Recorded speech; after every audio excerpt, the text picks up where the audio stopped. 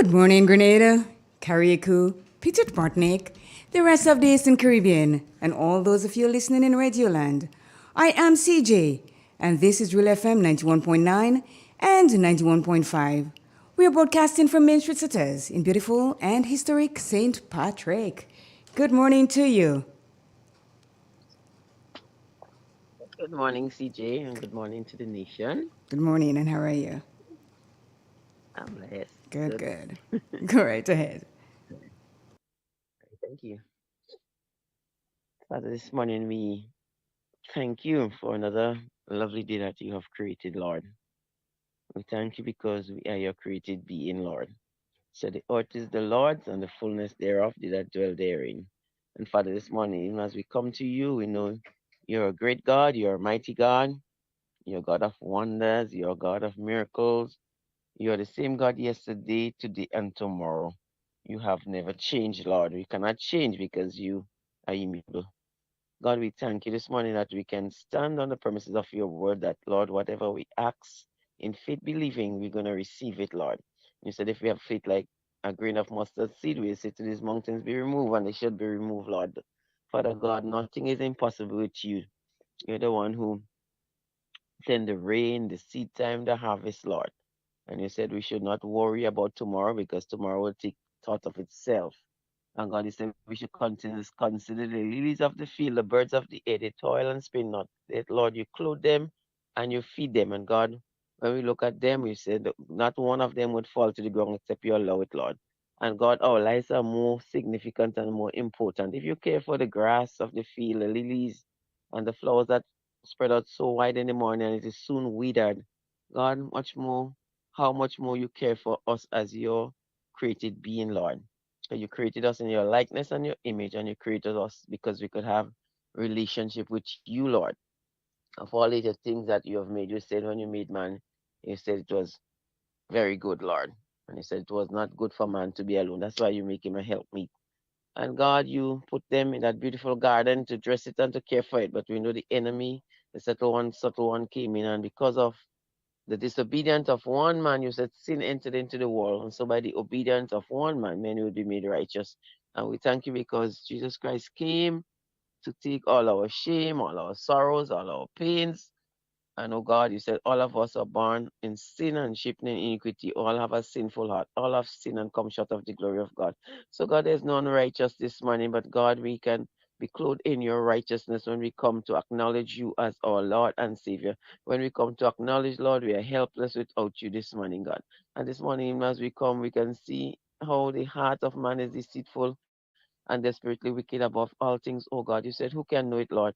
And this morning we pray that God, you would help us to come to that state and that realization that God, we need you in our everyday life, in our thoughts, in our actions. So Lord, even as we go through this day, Lord, bring a consciousness of you in our hearts and in our lives, that we not live this day to gratify our flesh and the pleasures of this life, but we will live our life today, oh God, to bring honor, to bring glory and praise to you.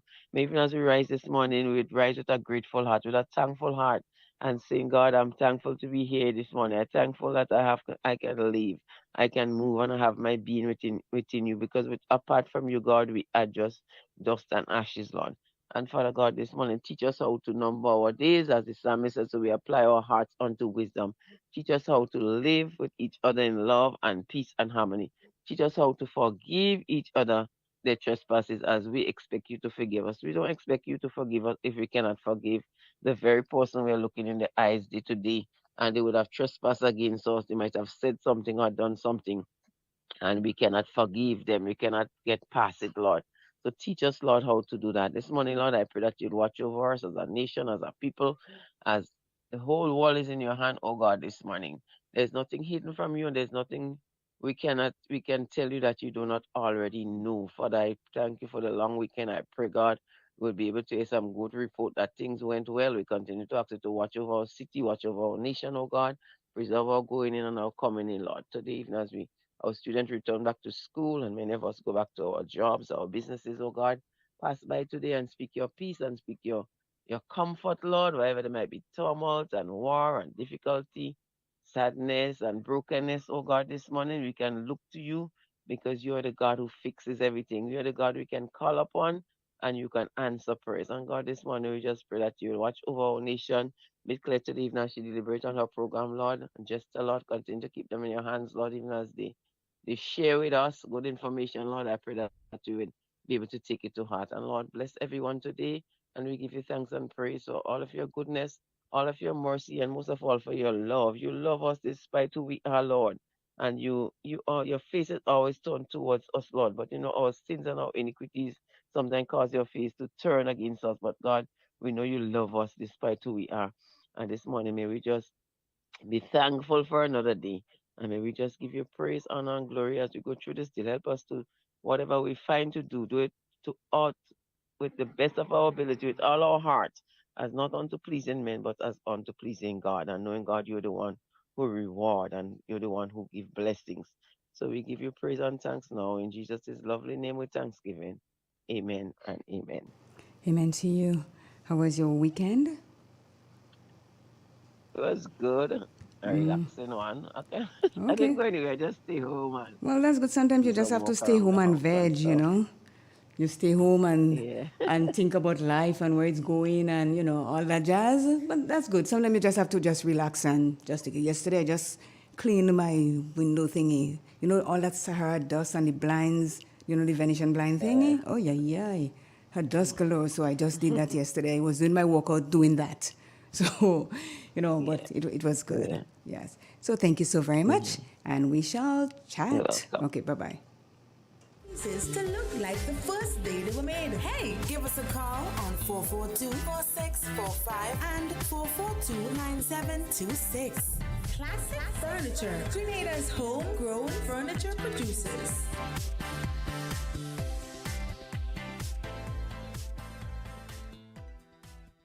It is said, the proof of the pudding is in the eating. Therefore, the authenticity of the beverage can only be acquired in the taste.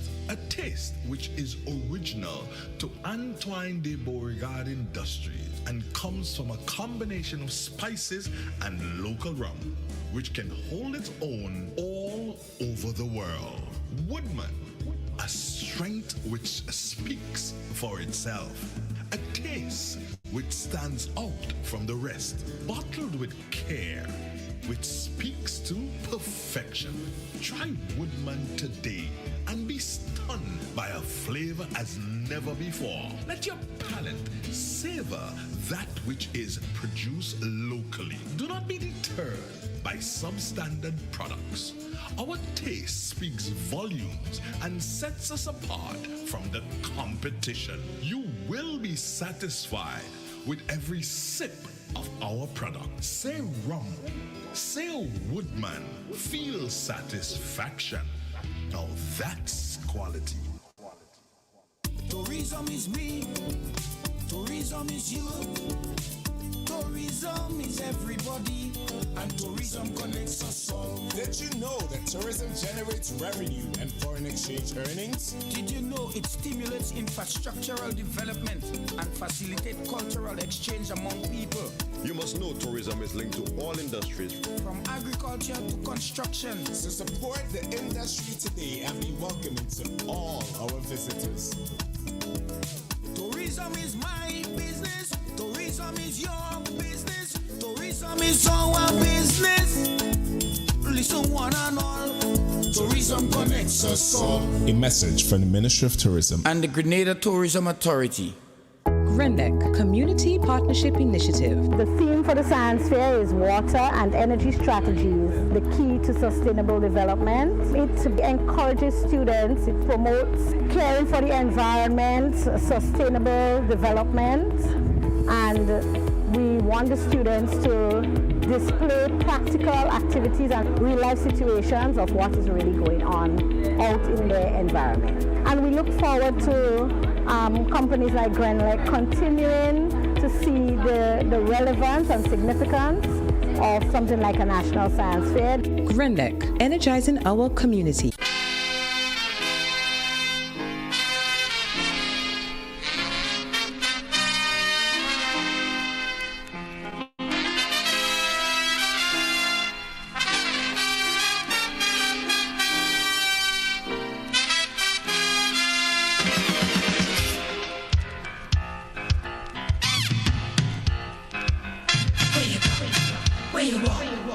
What you say? When you talk, when you run, when you run. What you say? When you talk.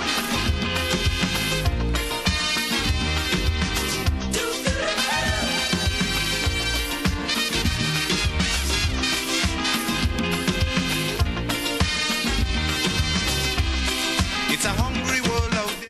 Good morning. It's Tuesday, the 21st of May, 2024. We're almost at the end of the month already. Wow, time is definitely flying. Let me say good morning, bon dia, buenos dias, buongiorno, bonjour. Good morning to each and every one of you this morning. Let me say good morning to Alvin Harris, Marlon Klein, good morning to you. Thank you so very much. Christine Otley, Claude Abraham, Jerome Lewis. Yeah, I know Toronto is in the house. Errol Bonaparte, Mariano Vacci, buongiorno. Jocelyn, good morning to you, and good morning to each and every one of you that has not checked in as yet. Gemma Warwood, good morning to you.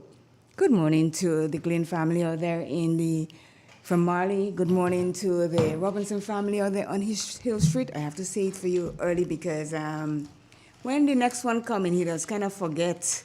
So I'm saying it in advance. So if he doesn't remember, it's coming from both of us right now. Let me say good morning to the Callis family out there in Madays. I know you all listen every day, on every Tuesday on the mental health program. Good morning to the buddies out there in the track on planes there. Hope you're feeling better, my sister, and that you're going to take it easy today. I know you like going and walk in that garden of yours, but let me tell you, take it easy today because you know how the body goes. Good morning to Miss Matheson and Carrie Koo. Good morning to Elsa Corian. Good morning to Maureen Moraine. Good morning, Mona. Hope all is well. Good morning, too. Let me see who else I have to say good morning to. It's a lot of people to say good morning to, you know. Good morning to baby daddy. Hope all is well with you. How is it in the Big Apple today? And what is your weather like? May, they said April showers bring May flowers. I'm not sure how many or what your percentage of rainfall is, but you should be getting beautiful flowers, both in New York, well, let's say North America, where, you know, the flowers bloom to its maximum beauty. June, July, August, and then September, late September, we start going back into the fall when it changes into those beautiful colors. So it's flowers galore. So let me know what the temperature is like out there today, if you're raining, if you're sunny. Teresa Joseph, good morning to you out there. Kathleen Ledlow, good morning to you. Good morning to, what's his name again? Buka, or there in Butch Grove. Good morning to Marilyn Ferguson, hope all is well. Marilyn Franklin, good morning to you also. Emery, that is Yualma Emery, good morning. Mayana, good morning, I hope everything is okay with you. And thank you for always checking in with us here on Real FM. Let's see, Drumstick should be in shortly. Let me say good morning to Coffee. Good morning to you, Kenro. Good morning to each and every one of you that listens to us here every morning. I have to say that we really do appreciate you checking in on a really daily basis, regardless of what program it is that we are having. So I'm going to go to a quick commercial break, and I shall be right back. Chocolate lovers, the 11th annual Grenada Chocolate Festival is back from May 15th to the 20th. Immerse yourself in a world of cocoa and chocolate delights. Experience the magic of chocolate and rum tastings. Create your own chocolate bars. Participate in our hands-on workshops and indulge in our spectacular 5-course chocolate dinner where every dish is cocoa-infused perfection. Visit GrenadaChocolateFest.com to check out the full event schedule and secure your tickets. Don't miss this unforgettable celebration of all things chocolate. In an industry where customers expect quality, M&N Hardware Limited is a leader in locally manufactured aluminum windows, doors, roofing, and guttering. Our manufacturing division is efficient, flexible, and will always go the extra mile to surpass customer expectations. If you need security, sash, casement, or projected windows, we're able to do it. Our security and heavy-duty doors are state-of-the-art and can be customized specifically for you. Using innovative coating technologies and protective film, our roofing and guttering is weather-resistant, providing outstanding color retention for many years.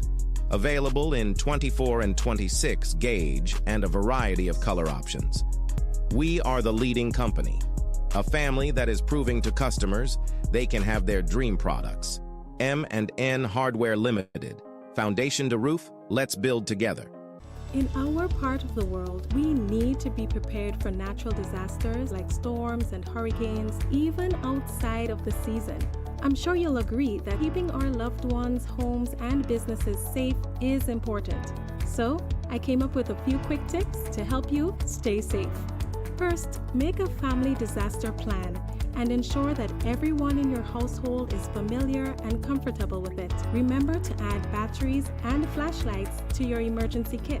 Don't be caught off guard by natural disasters. Prepare now. For more information, visit grenlec.com.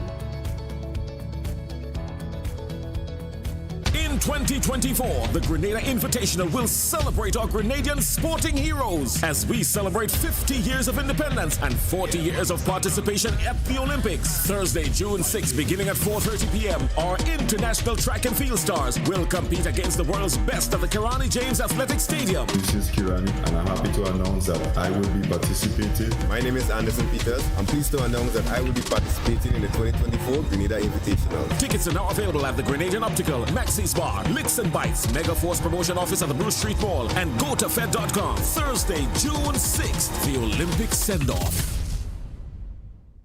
Ladies, I'm calling on all the ladies. Let's get out there and showcase our athletic prowess by signing up for the 10-10 Limited Over Windball Cricket for Women, starting on Friday, May 31st at 4 p.m. at the Tam CC Grass Lawn, also known as On the Canal. Registration fee $5 per player. Just organize your team and come on out. It's a recreational exercise to have fun. Don't miss this one. It is a blue ball edition. For more information, contact Devon Charles on 420-4232 or Penny at 537-0440. Let's play cricket. Lovely cricket.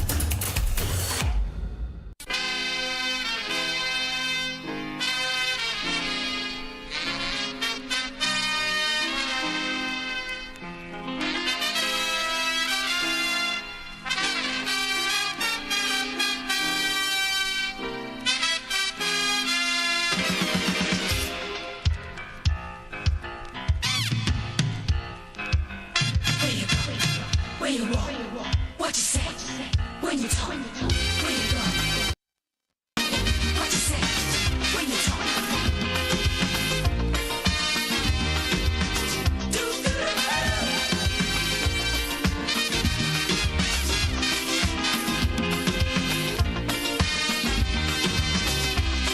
It's a hungry world out there,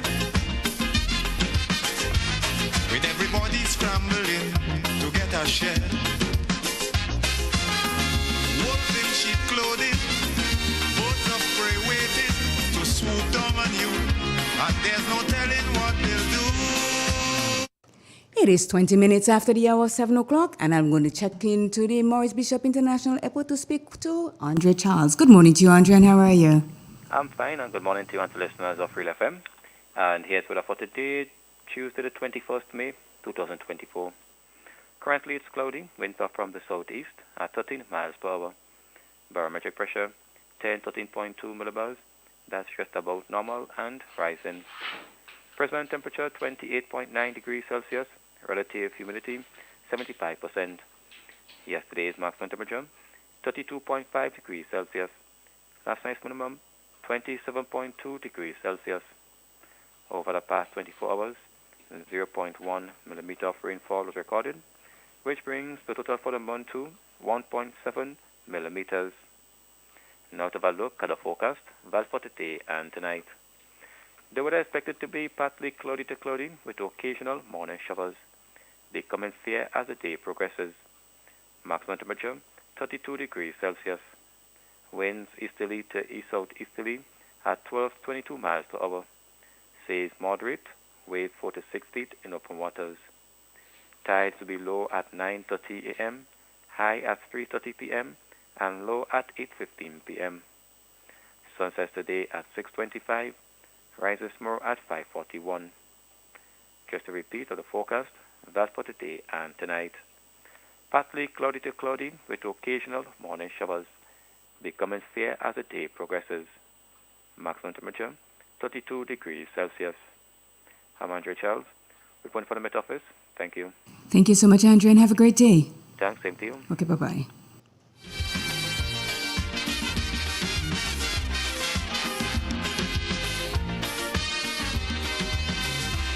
In your search for happiness, Drumsticks, where you there? How come I ain't hearing you this morning? What's that? What gives? What gives? more things could happen all of a sudden before you realize it's only a disguise. You gotta be careful. Dolores Redhead, good morning. Baby daddy, 82 degrees in New York today. Oh my, my, my. You must be flying.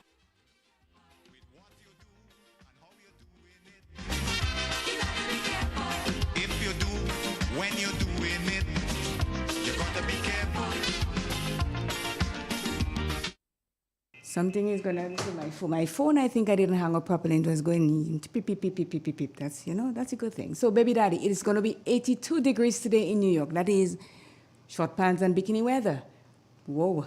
I guess it's the same over in TO also. Teresa Joseph, when you get up from your bed, or whoever is listening in Toronto right now, hit me with what the weather is going to be like today. I am in Grenada and we're hot, but I would like to know what it's like for when I decide to fly the friendly skies that I'm coming into warmth. Warm and more warmth, okay? Yesterday, it was a holiday there. It was Victoria Day, Queen Victoria, and that's the day when everybody walk up there, piece of plot behind their houses, and they plant their peppers and their cabbage and everything. So I know, Lorna, I'm talking to you. I know when I come back, that garden is going to be ready so I could get some peppers and some cabbage and broccoli and cauliflower and all that jazz. So make sure you put a little extra in the ground. I hope you put a little extra in the ground yesterday because you have that whole week to plant. But yesterday was the day that everybody can start planting in TO. So I'm getting ready for my veggies. And so when I fly that skies to go back there, summer. And Lorna, yes, you better hold on so that, well, if you go now, that's fine. But we are going back to Center Island when I make my arrival there. Center Island, here we come. I might just do a mental health program from there so that people can really see what I'm talking about. No cars, no buses, no nothing, just people and birds and pure beauty. Let me say good morning to Collins out there in New York. Hope all is well. Today's program, Colin, you may benefit a bit or two from it. So, listen up. Good morning to Noise. If you are listening, if you're in Toronto enjoying the beautiful weather too, good morning to you. My buddy Jester should be here shortly, and I'm not talking about finding him this morning at all because I don't want Mona or there in Montreat area to call me and say, well, what you find him for? And this and that and the other. Stop fine. I just letting him quit on your own now. I ain't find him anymore. I said, you know what? I tired fire you and I ain't do so you're going to quit when you're ready. So that is what Mona, we go from fire, now he's going to quit for himself. When I put him under all that pressure, he might just Q-U-I-T, quit, as they say. Let me say good morning to my good friend Nicholas Snag. Thank you so much for the topic this morning. Really, really. We always put out there, just on always say, if you have something that you think we should talk about that is going to benefit the populace, send it to us. But that's kind of rare. People don't really send things to us, but Nicholas sent me a topic. I looked at it. I think it's good, and we're going to be talking about it this morning. I'm just waiting for Jester to make his arrival, and then we shall go right into it, because I think he's going to be departing this morning at 9. He has some stuff to do, and he gave me advance notice, so I am prepared for that to be on my lonesome flying solo by myself after the news at 9 o'clock. But thank you again, Nicholas. Really, really, really appreciate the topic that you sent to me for discussion this morning. And it is simple, but it is not so simple when you really hear what it's all about. Yeah. So, Lorna, good morning. Faithlyn Hallie Douglas, good morning to you. Good morning to Kit Sylvan. Hope all is well with you. And thank you so much for always checking in on me every live long day. I am A-OK. The Jade family are there in Toronto. This is Daphne, Arlene, Ethan, and little Olivia. Hope all is well with you. Good morning to Mr. Gordon. It's going to be warm in Toronto today, I think. If there is no rain, but if there's rain, I apologize. But if you're going to get sunshine, you wouldn't be thinking about going back to Jamaica. You got to wait until I come back home. And then you can talk about going to Jamaica. Because you know I am going on a kind of world trip kind of when I get back to Toronto and make a pit stop there, head to somewhere else and head to another place. And maybe Jamaica might be on my pit stop back to Toronto because you're going to be there. So I wouldn't be that afraid. You're going to pick me up on the airport and all that jazz. So, you know, I don't have to go stay at a hotel or anything. So because you're there. So you better wait till I get back to Toronto. And then you can think about going back to Jamaica. And I'll be piggybacking on you over there. So keep that on your calendar. June, July, August, September. No, June, July, August. September, I'm flying anywhere. That is hurricane season, kind of. But in those 3 months, I shall be hitting Jamaica once you are there. Yeah, it's time for me to just let my wings fly away like an eagle and just see different countries. My Amsterdam was one of my destinations for this year. But I got stumped with it because the peeps are saying we're all going to Amsterdam. I'm like, okay, I could handle that. So Amsterdam is on the last leg of my personal journey, but I'm going to be doing it with the peeps. They're all 5, 6 of us are heading to Amsterdam. And I don't know when yet, but when I get there, we're going to have that discussion. And even though I'm here, I just have to fly back and say, okay, back to Toronto, because I think it's going to be a very long trip from here to Amsterdam. But if I go back to Toronto, then I can fly with the big blue KLM, the Royal Dutch Airline, that big beast in the air. I'll be on that. Well, we will be on that, heading to Amsterdam. So this is something that I have to look forward to. So this is what my plans are for my little world trip along the way. So I think my first stop is going to be Cuba. Cuba is going to be my last stop, but because I'm not going to Amsterdam right now, Cuba is going to be the first on the leg of my world tour. It's like Taylor Swift and them are doing a world tour, but mine is just to visit places, not to play. I mean, I could hold a note, and if anybody wants me to be a backup singer in their thing, you can check me out. I could hold a note. So that is it for now. And I ain't seen yet, but let me say good morning to Ann Andrews, Veronica Edwards, Miss Matheson, good morning to you again. Thank you so much. Wallen Aquat, good morning to you. Wallen.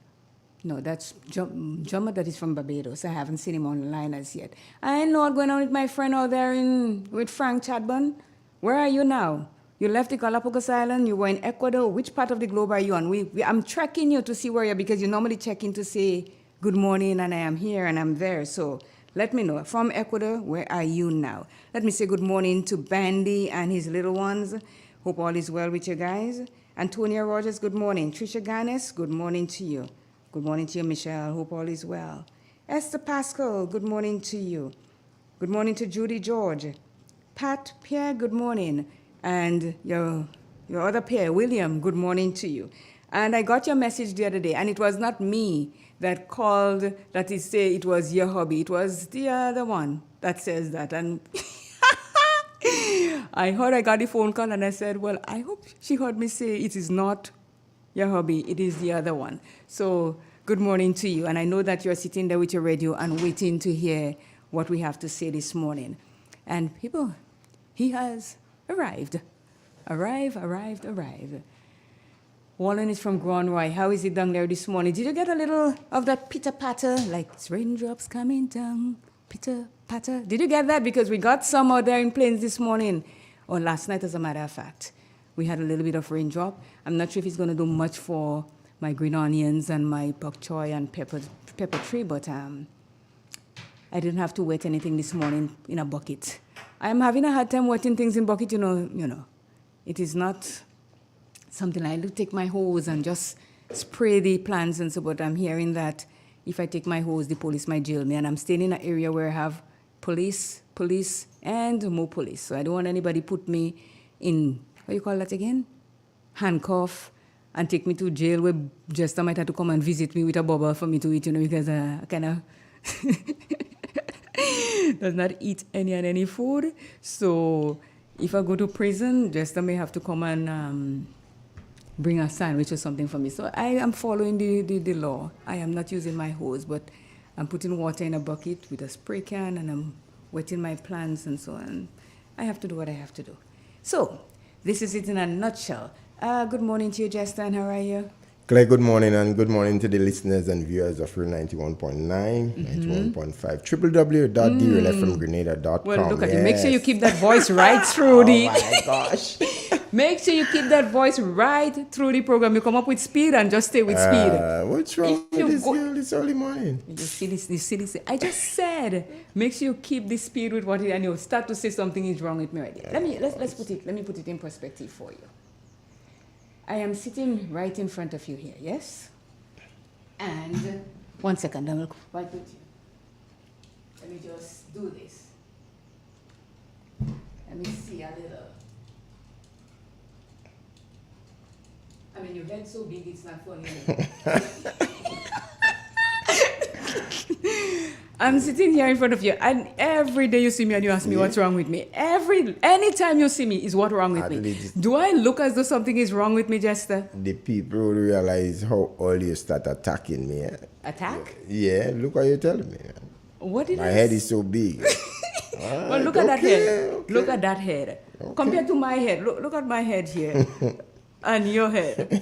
Okay. Your head big. Yeah. That's all right, man. Go on. Well, I am going on. So, how you doing? I'm fine. I'm fine. How was your holiday yesterday? You know, it's a religious holiday, really. Yeah? What was it? Whit Monday. It is a holiday, religious thing? Well, I don't know. Religious. Yeah, some religious holiday. Even the next one coming up, Corpus Christi. Mm-hmm. Yeah. Yeah. Well, the thing is, it didn't make a difference to me, because I did the same thing that I was walking on my windowsills yesterday, Yeah. The Sahara dust on your blinds and, It's bad. Yeah. Every moment I have to clean the railings on the veranda, because you put your hand on it, like you're not seeing it per se. But when you put your hand on, or you put your elbow and you come up with brown dust. I have to be cleaning that so often, because me and dust. Really and truly, me and dust not no friend whatsoever. And then the dead ants, and so from the light they come through so I cleaned my window thing yesterday. But I'm looking for a window cleaner. But not anybody come and clean my window, because I'm very, very thinking about my window. You're very particular. Very. I know that. Mm-hmm. Well, you see, you know that, and then you ask me what's wrong with me still. When you're asking me a question, you just want to embarrass me and make people believe that something is wrong with me. And you know me how many years now, Jester? Let's chat. I know you for over 4 decades. All that you're telling people me age, what's wrong with you? 4 decades. And that is a very long time. Yeah, so, and you see, for all that time that you know me, I have not changed, have I? No. Still this agile person, still this jovial person, still this serious person. You have the serious side of you too. Well, I can be a clown every day of my life. What's wrong with you? Yeah. No, it's my turn to ask what's wrong with you. I don't know what's wrong with me. Maybe you could tell me. I don't know.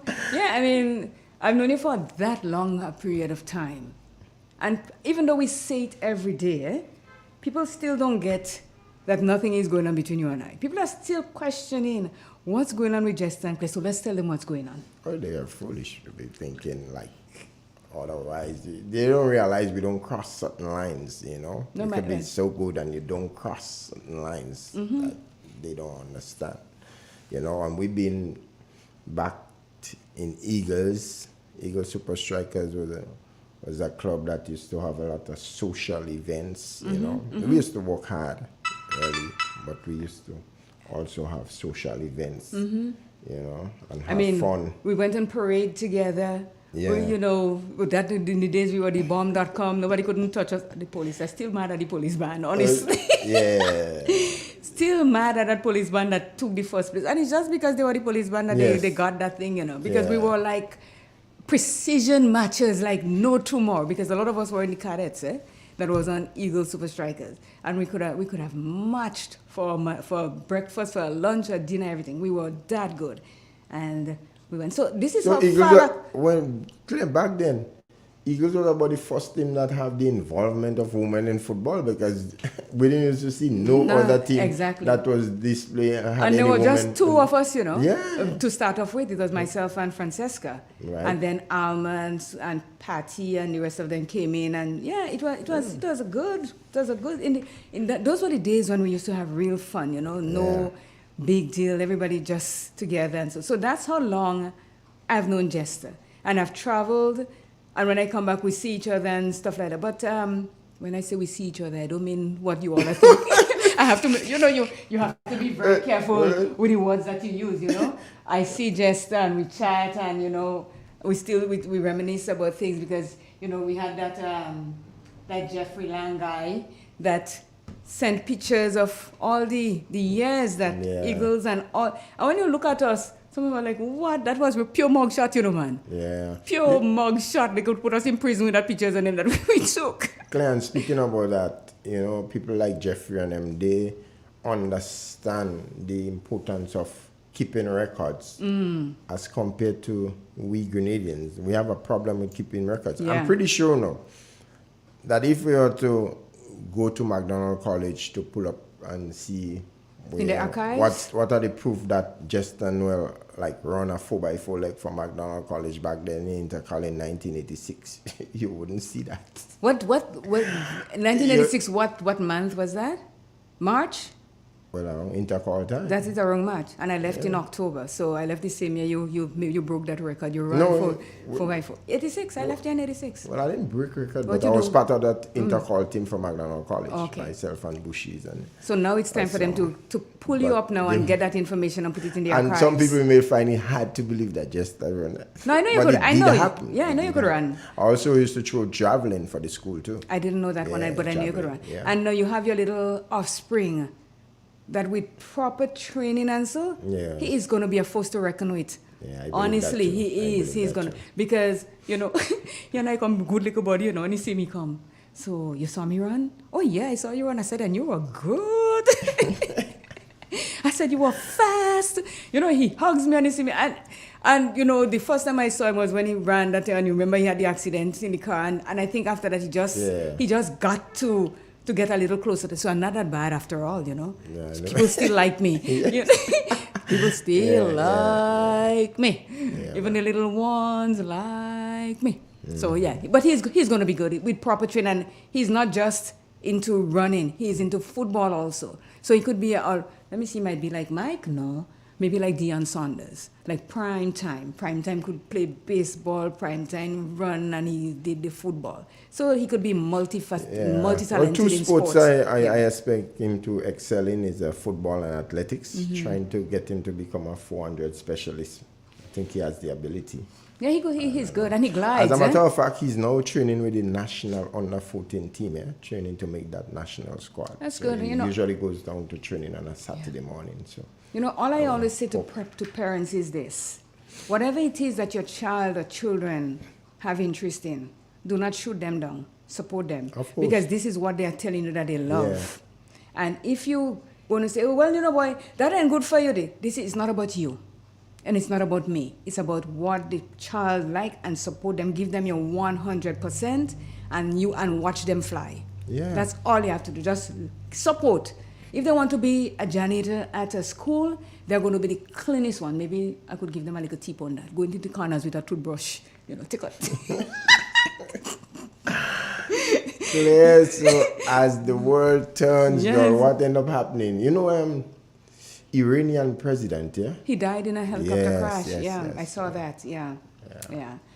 Listen, we all came onto this planet. We all going to go someday, you know. Some of us are in front. But those of us behind, if Armageddon doesn't hit before, then a lot of us are going to just say hasta la vista to this planet Earth. Yeah. It is, and you know, that is something that none of us get over, because we always know that somebody's going to die. We are going to die. But if somebody close to you just kick the bucket, it affects you more than anything else. So, and we cannot get used to somebody dying or anything like that. So, you know.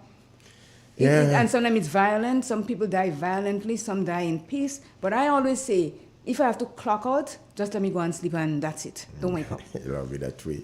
Yeah, just let me clock out like that. I don't want to suffer and anything like that. And here's the reason why I try to eat healthy and exercise and do all this stuff. So make it easier for my organs inside to work properly and not have to suffer on the bed and somebody have to bathe me and somebody have to feed me and somebody have to lift me up and put me in a chair. And I look at it and it is a sad thing to be old and like that. So let me just clock out. Sleep, don't wake up. And clearly, the football fans, man, quite a lot of football fans here in Grenada follow the English Premier League, and it was Manchester City creating a record for about the past 135 years. Who's Manchester City. Who's the coach? Pep Guardiola. Oh, Guardiola, right? Yeah. Actually, 4 consecutive league titles. I mean, I think we did that in sports the other day. Pep Guardiola. And Ten Hag. He took over the team in I think it was in 2016. Yeah, and winning them 17 trophies. I mean, this is that's what a good coach is all about. Yeah, you see, people always say. I remember when Toronto, what do you call them again? Blue Jays won back-to-back thingy, and what's his name? Cito Gaston was the head coach for the thing, and because he was a African American or he was a black man, they make it seem as though he didn't coach the team. He had good players, but you could have what amount of players you want, and you don't have a good coach, you can't win a thing. Yeah, because everybody, the coach is important. Of course, you have to have control of your team as to how they eat, how they sleep. When practice time, everybody show up for practice. So they really shot him down in that sense, making it believe that he had nothing to do with the back-to-back winning of the thing, and I thought that was really wrong, you know. But you know the drill already. When coach had to be strategic too. Eh? Yes. Yeah, and 2 top coaches in the world when it comes to strategy these days is Carlo Ancelotti. Yeah, that Italian. He coaches Real Madrid. And even Pep Guardiola. Yeah, good. So. Let me say good morning. Lorna Bain says she has checked in, and good morning to CJ, Jester, and the listeners. Carl Belfon, good morning. Wallen Aquat, you used to live at Eglinton and Dufferin. I go to my doctor at Eglinton and Dufferin at 2010 Eglinton Avenue. I live at Victoria Park and St. Clair. That's Vic Park and St. Clair. In that fork, you know, when you reach the fork in the road, then you come from St. Clair Avenue and you go in. And then South on Victoria Park. I live in that place there. So yeah, this is where I live. If you know that area, you know exactly where I live. When you hit that fork in the road there, you go on the right for Dawes Road, and on the left you continue on Victoria Park. So you can't be me talking. No, I'm speaking to. He knows all. You don't know. Well, have you ever been to Toronto? That's what I'm saying. That's why I say it cannot be me. I said Walland Aquat. He asked me, CJ, where in Toronto you used to live? I used to live on Eglinton and Dufferin. So I'm telling him, I go to my doctor on Eglinton and Dufferin. And I live at Victoria Park and St. Clair.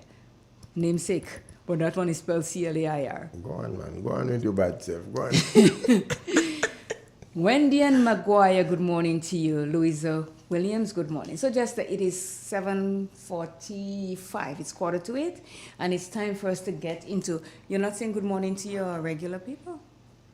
I said good morning to them, and I tell them you might forget, so I'm saying it right now for them, for you. The Hill Street people? Yes. I don't have time with you. The Hill Street people have time with you too. They're waiting for you. Go ahead. Yeah. See, they're waiting to hang me, Jack. Carrie came here and Carrie say, Mommy waiting for Jester. I say, not she alone, me too. I say, when she hanging him about standing up and I say, go for it, go. He's like, you know. Silly, I know how to afraid of. But it's not about afraid, you know. It's nothing to be with about afraid. She might say, no, what a boy calling me name for? I know that she was. Good morning, Mr. Robbie. Well, I know Kat's is on his way to work already, man. And then he tell me his schedule clear. It's not easy. It's tough, you know. Sometimes when you're walking in St. George's, the kind of time Kat's tell me the time he actually leaves in dark night and comes back in dark night. Yes, it is. Yeah, it's tough, you know. Yeah. You know, the funny thing is, when you are in places like North America and Europe and all those places, when we are awake, they're asleep. Or when we are asleep, they are awake. It's a different time zones. But people really and truly do not know the scheduling of work and how you have to get there. When I used to work on the Up Express, I had to be at work for 4:15 in the morning. 4:15. So I had to be up at 3 o'clock, shower at 3:30, and when I drive there and get myself together. If I'm late 5 minutes, they take me off the train. Yeah. Mm-hmm.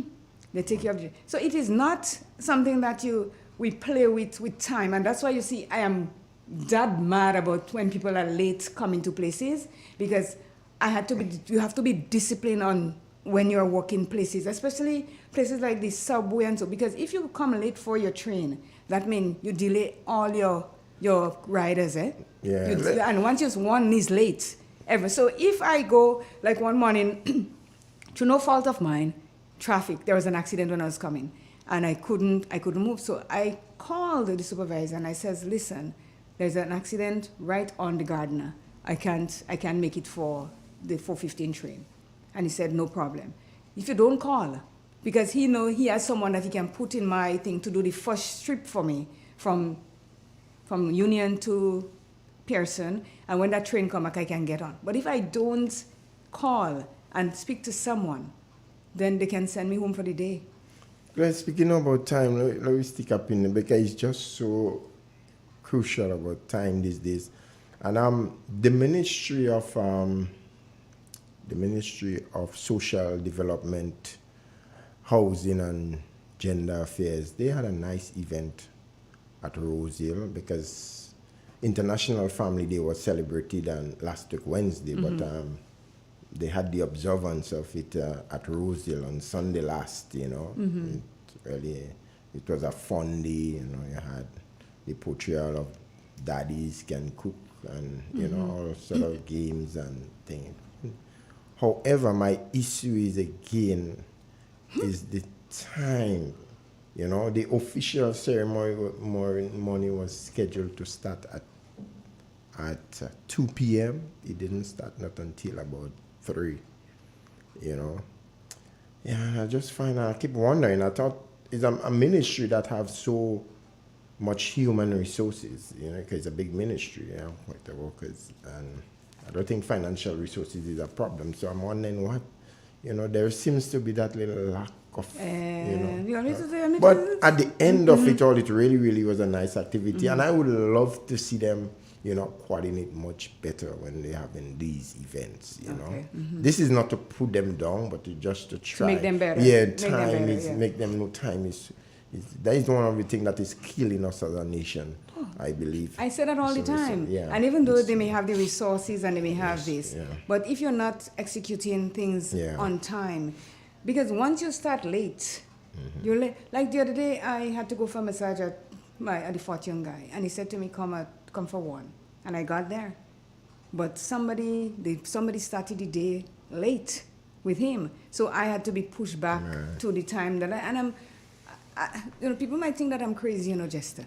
But time and me, it's like I can't function if things are not on time, because I know how it was for me to not go to work early and what the penalties are. So it's in me, it's ingrained in me. And if you speak to somebody like Nicholas Snag right now, he'll give you the same answer about time being there. He does not like to be late or anything. And I think it's a thing that when you travel, and we are lackadaisical here in everything that you do, we do. And when you travel and you have to dig yourself out of that slumber of time that you're in and get to it, it never leaves you. You have to learn to be on time. And when they come and they tell you, oh, Grenada time, and nothing West piffed me up Indian more time. than anything than somebody opening their mouth and tell me West that, Indian time. we don't have that. GMT, we follow this. So, good morning, Chance the Game. Good morning to Betty James. Hope all is well with you guys. So, good morning, Mr. and Mrs. Glean. We'll be listening out there. Yeah, also to Daniel's Place. We got to big up Daniel's Place. Daniel, good morning to you and her Dega, earlier. Yes, Daniel. Daniel Grocery and Bar. Yeah. A nice guy to Cool chat guy, with. Yes. Nice guy. Yeah. And I did say good morning to Noise. And I know Noise, I just realized I know Noise. You know Noise? Yeah, man. I see Noise before. Noise is that guy. I think I know Silence. Silence is in him too? Well, you know Noise Noise and Silence. Nah. And I said good morning to Collins too. I hope he's listening because part of what we're doing today may touch a little bit on Collins. Well, yes, let's touch it, man. Let's touch it. Yeah. So the topic today is it's okay not to be okay sometimes. And you might say, well, what is she talking about? It's okay now. So, sometimes we go through stuff and it is not okay when we are going through this stuff. But they are telling it is okay not to be, or not to be good all the time then. Let me take out the okay. It's okay not to be good and not to be great all the time. Or because it's okay to be not okay sometimes. It is kind of twisting. But when we start reading it, you will know. The topic is how community helped this TD colleague navigate his mental health journey. So it's a story. And I say thank you to Nicholas Snag, if you're listening again, because he sent it to me. Okay. It says, it starts off by saying, growing up in a small village of Pandarigola in Punjab, India, I was part of a tight-knit community where everyone knew each other. It felt like we were all in one big extended family. But I was a curious kid with big dreams and was eager to carve out my own path outside my village. I dreamed of traveling the world, studying abroad, and working in a big city. So, when I turned 18, I moved to Canada to study as an international student. He went to Canada, eh? Yeah. That's right. As excited as I was to be on my own for the first time, it was a big change for me. I was all alone in a new country, and I didn't know how to speak English that well. I experienced culture shock for a long time and felt a lot of pressure to adapt as the newcomer. We all been through that. I developed anxiety and felt a tremendous amount of responsibility to settle, be successful, and eventually take care of my parents back home financially. Years later, with a lot of hard work and determination, I became the first in my family to graduate post-secondary school. It was a proud moment for me and my parents. But the pressure and stress continued to take a major toll on my mental health. I did my best to stay strong while burying my emotions to cope. I was struggling, but no one knew, not even my parents. I kept pushing on, not realizing things were about to get worse. The pandemic and reaching my breaking point. In February 2020, I joined TD, that's a banking institution. It was my desired job in an organization that I had my sights on since I first stepped off the plane in Canada. I was new to the financial services industry and felt anxious about entering banking.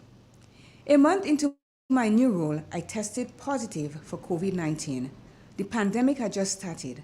No one knew what to do or what was going to happen as we headed into lockdowns.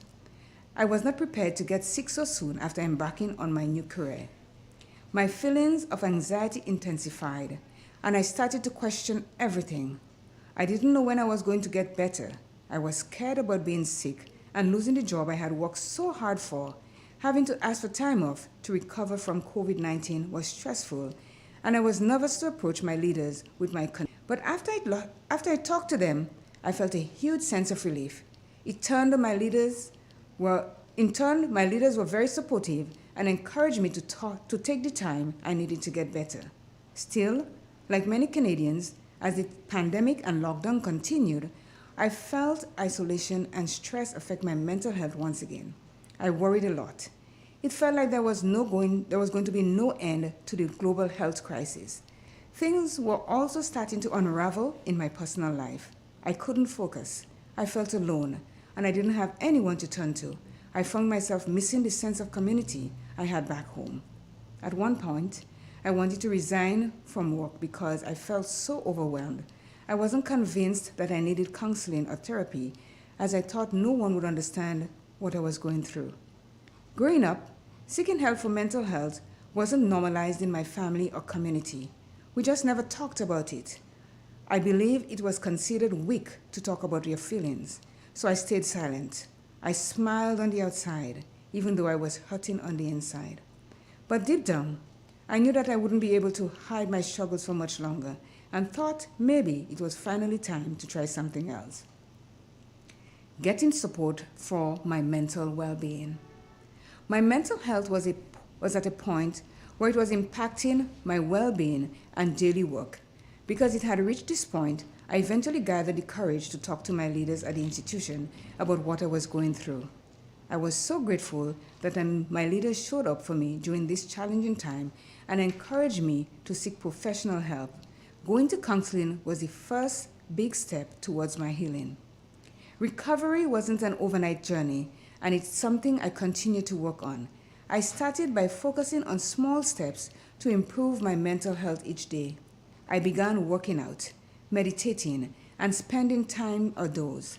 I also used the institution's Employee and Family Assistance Program and the TD Wellbeing app to better manage my well-being. I learned looking after my mental health is just as important as my physical health. One of the key factors that played a crucial role in my recovery was when my manager at the time introduced Wellness Wednesdays as a way of bringing the team together on a weekly basis to have conversations about mental health. Slowly, I began opening up to my teammates about my mental health journey. The support was overwhelming, and I learned that everyone in their life is fighting some battle, and sharing stories and talking about our deeply personal experiences made me feel less alone. I realized that I wasn't the only one going through a difficult time. Through these conversations, we became each other's safe spaces. It felt like I had found that sense of community I've been searching for. Deciding to talk about my mental health battles publicly wasn't an easy decision, but I feel it's the right thing to do, and it helps me so much. The more we talk about mental health and normalize our struggles, the easier it becomes for others to share and get the support they need. These days, I always encourage people to talk to their loved ones and not keep it all to themselves. It's okay not to be okay sometimes. Being a part of this special community of colleagues has made me realize that the institution is not just a brand, a bank, or an employer. The caring people and leaders here are what makes this culture so unique. It is an organization that has always supported me and had my back in times of need. Just like my village back home in India, I have found a community here that I connect with and can depend on, and one that reminds me I am never alone.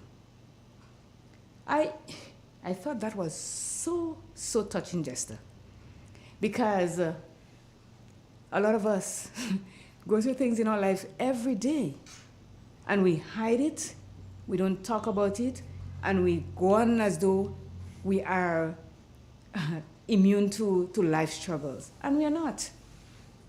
Of and course not. He himself didn't know how to talk about it, because according to what culture we come from, we think it's weak. They're going to look at us as weaklings, or we yellow belly and all this kind of thing. But who cares? It's all about you and how you are about to feel, or how you feel. Because if I'm sitting here, Jester, and I'm hurting like hell, and I'm not saying anything to you, I'm being just a fraud. Because you're going to look at me and say, I know everything is okay, Claire good, man. Because Claire's saying she's good. But deep down you know that I'm not good. Because if you know me, you will know that I'm not good. And that is the same that happened to him. And it took COVID for a lot of people to come out of their shells and speak about what is affecting them, or affecting their mental health. One thing from the whole thing there that you read is that I realize almost everybody have something that they're battling with. Mm-hmm. Even if you see somebody and you think that they are well off, you think that they may be doing so well, you just never know. Something might be just eating making them. Yeah. And that is so true. That is just so true. And you know, the thing is, when you go out there, you always have to remember, you are not unique in that situation. Yeah. I cannot be the only one in this world that is going through something. Yes, Wallen. I am not the only one in this world that should be going through something and everybody else is happy. No, every one of us, because we are all human and we are imperfect and nothing is going to be perfect in us. So every one of us has something that we are going through. It may not be as bad, yours may not be as bad as mine may not be as bad as yours, and vice versa. But you cannot tell me that you're going to go portray to the world that I am okay when it is okay not to be okay. It is okay not to be okay, and that is what the topic is all about. But it will make an interesting discussion this morning because some people might call and see the other way around, which would make it rather interesting this morning. It is okay. But it is not okay to be okay? Yeah, but from what is being read, the whole thing about this, what we're dealing with this morning, I can see the reason why they're saying it's okay not to be okay at times, you know? Yeah. It makes you that sort of... It makes you human. Yeah. It makes you human. Really become very resistible, you know. It make you become very determined, you know. That's what I realized from... You know, and you know the thing, a lot of us that migrate to other countries, and I remember Snag spoke about it a few months ago, that when you go to other people's country that is not yours, it is the worst feeling of loneliness that you could ever go through until you get your feet wet. Yeah. I'm sure Mary could talk about that. Lorna could talk about that. And if they're listening, Mary, I know your voice and you got a lovely voice. Call me at 442-0175 and tell me. And even though you have family, everybody is working and you're home by yourself and you're saying, you know what, better I just take the plane and just go back. Because it's a whole different culture that you just stepped in. Claire, when I have heard some stories from people that left Grenada and migrated to different parts of the world. And before, or what they had to go through before they attained that sort of success and doing all right now. When you hear what they go through, Claire, water coming to your eyes. You know? Yeah. I'm telling you. Yeah. A lot of people are homeless. Bad, a lot of people got homeless because there is a thing, Jester. And that's why I'm very, very careful. If I say to you, okay, Jester, I am going to invite you to Toronto. You're going to hang out with me. I have to make sure that I can do that and not when you come and I feel, well, there's a Jester is causing a burden to me, you know. I have to get Jester out as quick as possible. Yeah. And that is what a lot of people face when they, even with families. They come on up, man, no big deal. And when the people come, they treat you worse than a day's dirty diaper. Yeah, that's something we have to deal with by itself. Yes. Right. Yeah. And this is what it is. Like when you step into a different country and you know no one and anything, you have to go through a bit of a struggle. Yeah. But this is the struggle that makes you grow metal and steel because you're determined to make it for yourself. And there are a lot of us that travel and you go through things and you're just like, oh, well, you know, c'est la vie. It cannot be c'est la vie because you didn't live here to just go and dilly-dally around the people's place because you're not there, they're not belonging to you.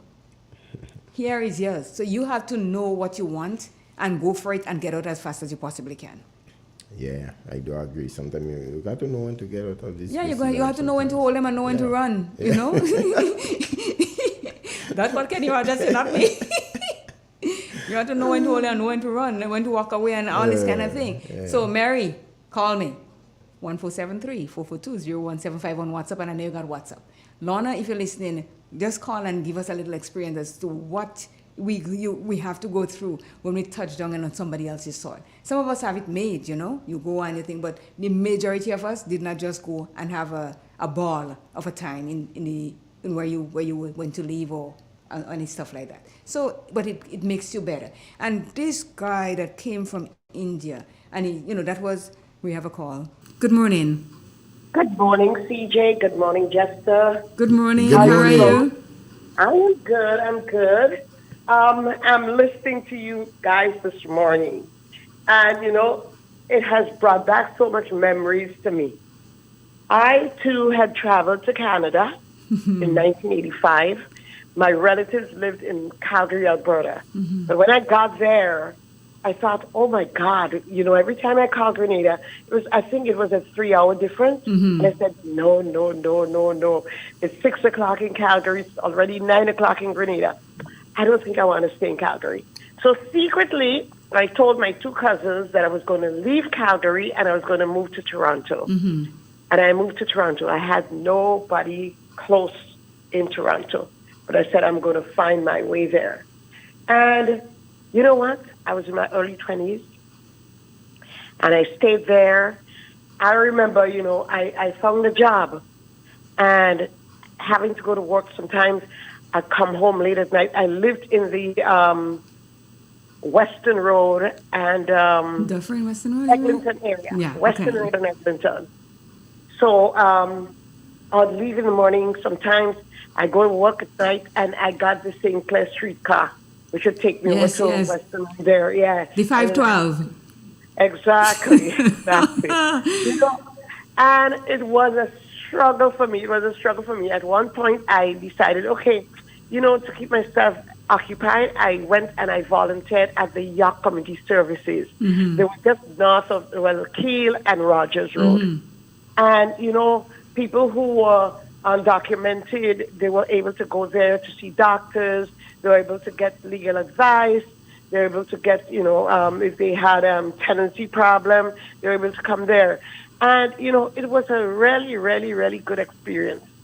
I met this lady, and she worked with the Canadian Imperial Bank of Commerce. Both worked with Canadian.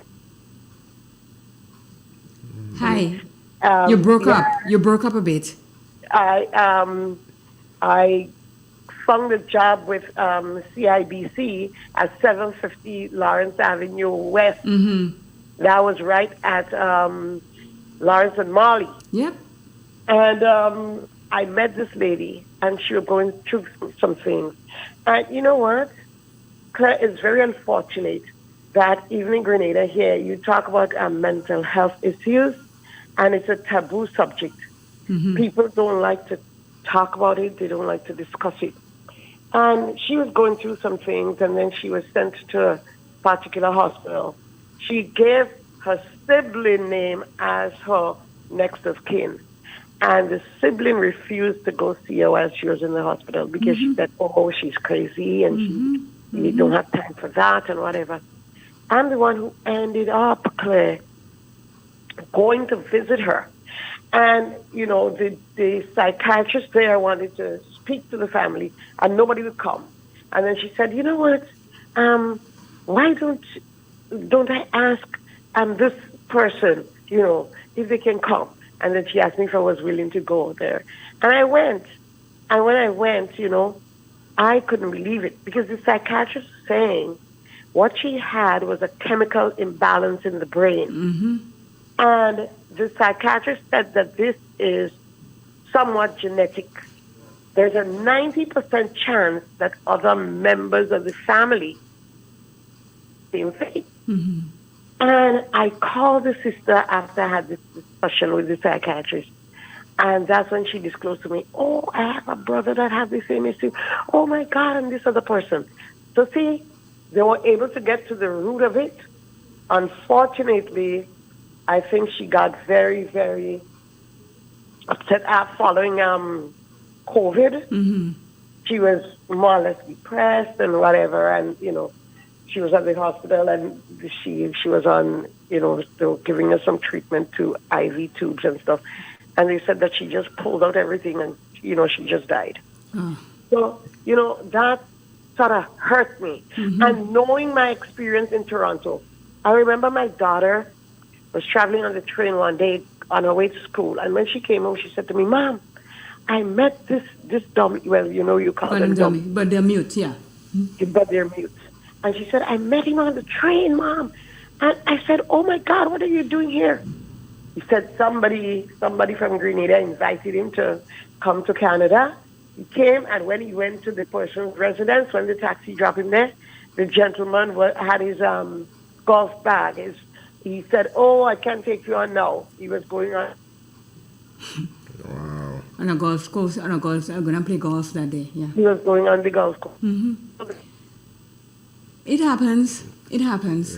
And I mean, it's not one story alone you can get in reference to that. It's not one story. There are a lot of stories that people go through when Yes, he proceeded to go to a hotel, and when his money, everything expired, he found the Grenada consulate office in downtown Toronto. Yes. When he went there, he said when he went there, he met somebody there, and the person told him, well, we can't help you.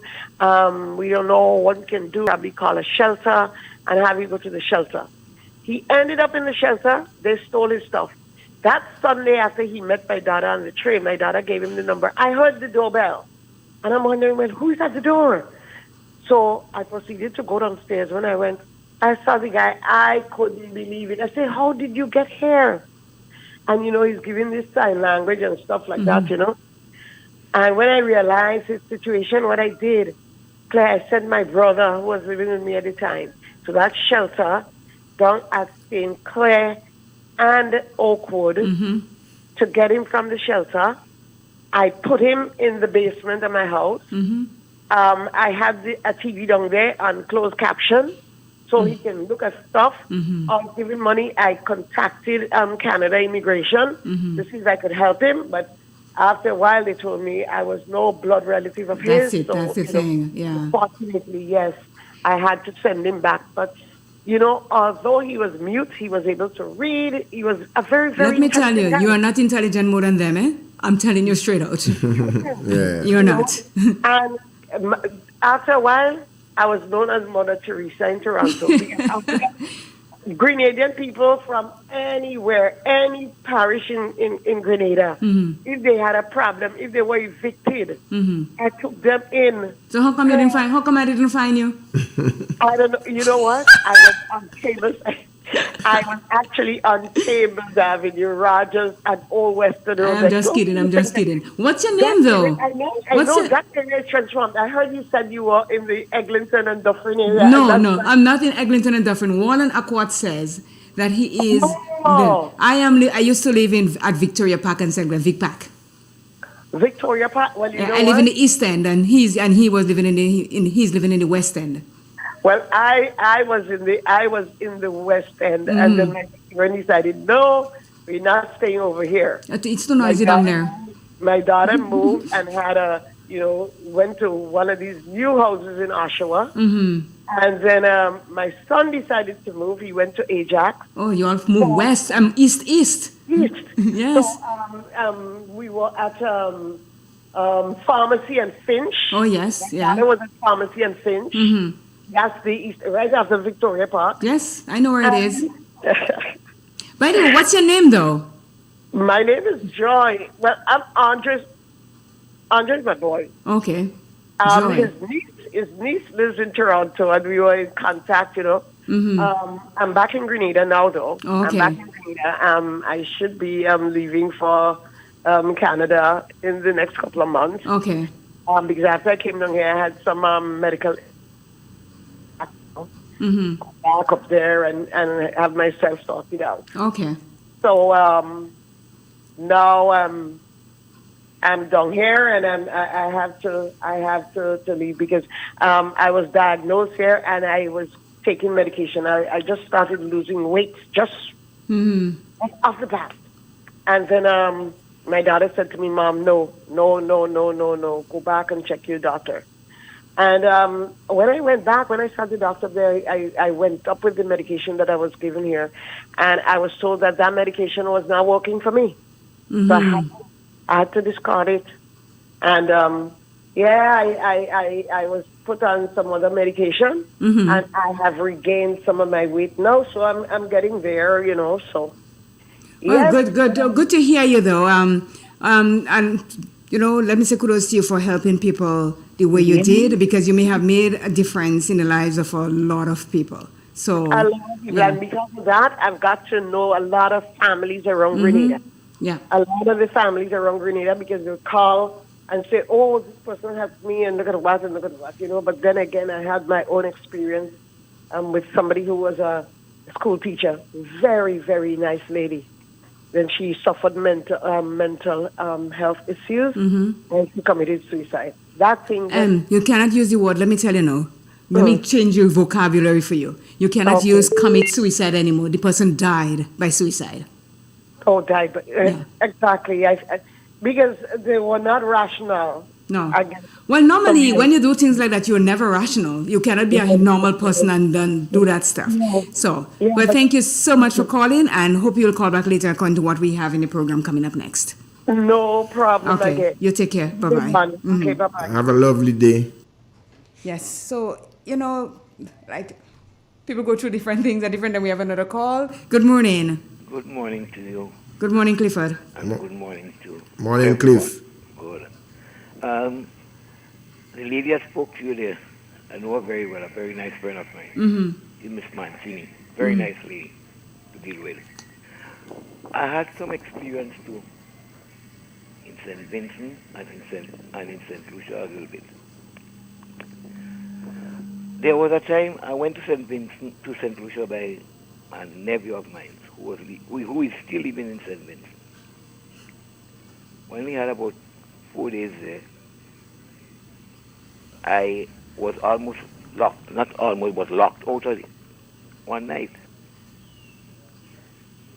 a gentleman passed me a little lower down by a barber shop.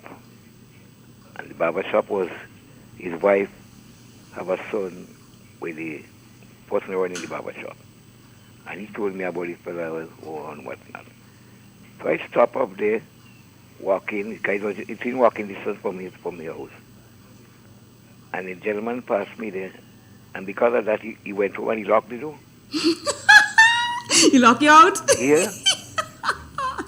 11 o'clock out, 12 o'clock out. You delay too much. What you doing outside? Sick back door, sick front door, nothing open. I said, oh, look at what I'm doing in this people place. I get kind of saying I can't go nowhere else than in the veranda. When about half an hour more, I only feel the door open. I don't see nobody. I feel the door open from inside. And I went in. The gentleman didn't say nothing to me the morning. The night I go to, because I was in a room for myself, I go to the room. He get up the next morning, he didn't say nothing to me. About 2 days, he didn't say nothing to me. His wife moved with me as normal. I was free to just stick and use whatever I want to use. And next day, about 3 days after that, I home there, the phone ring from St. Lucia. So I wonder who could call him in St. Lucia. My nephew had called me. He didn't like what happened the other night and whatnot. I said, well, what happened? He saw me by the barber shop there. I said, well, you tell me about the person. And I'm a stranger to the place. We just there plugging because the man does sell liquor drinks and things there. He tell me, anyhow, let's forget about that. And you know, that stayed with me for a long, long time. A long time. But fortunately, we make it up. We came out over that. He was here up to last year, and we are good to it. But I felt so embarrassed that you locked me out because you see me by the gentleman. It hurt. I feel it for months. But I came back to Grenada, and we on very good terms now. But some people could really turn you off when you're leaving. Yep, thank you, Clifford. That was one of the experiences. Okay. I have a lot more. Well, yeah, we can't take a lot right now, no? What do you? All right, take care. Bye-bye. Yeah, and this is why the topic is sometimes it's okay not to be okay. Because we're telling ourselves, when people tell us things, they make it sound okay. But when we get there, it's a whole different, and we're not okay then, but we have to deal with it. Okay. You have to make yourself, as Wallen says, when you travel, you have to adjust to so many situations, like making friends or adjusting to the food, etc. You have to do a lot of adjusting in life. So when you travel, if you were one way here, Jester, and you travel, and when you come back home, people look at you and say, oh, you have changed. you're not the same person. It's what the hell you went through that make you the changed person. You're not changing in your whole demeanor, because you know that I haven't changed much in my demeanor where my personality and so is concerned. But the seriousness of life takes a different turn in your life, because you cannot be the happy-go-lucky person, as they say, every day and just go on as though life doesn't matter to you. Sometimes you have to make the decision to become responsible more than anything else. You have to grow. You have to mature. And this is what, and I'm not going to apologize to nobody for who I am, you know.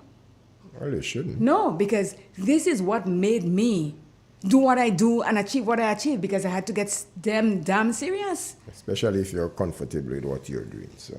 Exactly. So you yes. have a call, I think? Yeah, I think we do. Good morning. Good morning, Claire. Oh, hello, Mona. How are you? Good morning, Jester. The Carib Stone lady. And how are you? I'm good, Mom. How was your holiday? It was good by my side, yeah. Mm-hmm. Yeah. Well, half a half. Half a half. What is that half a half thing you're talking about?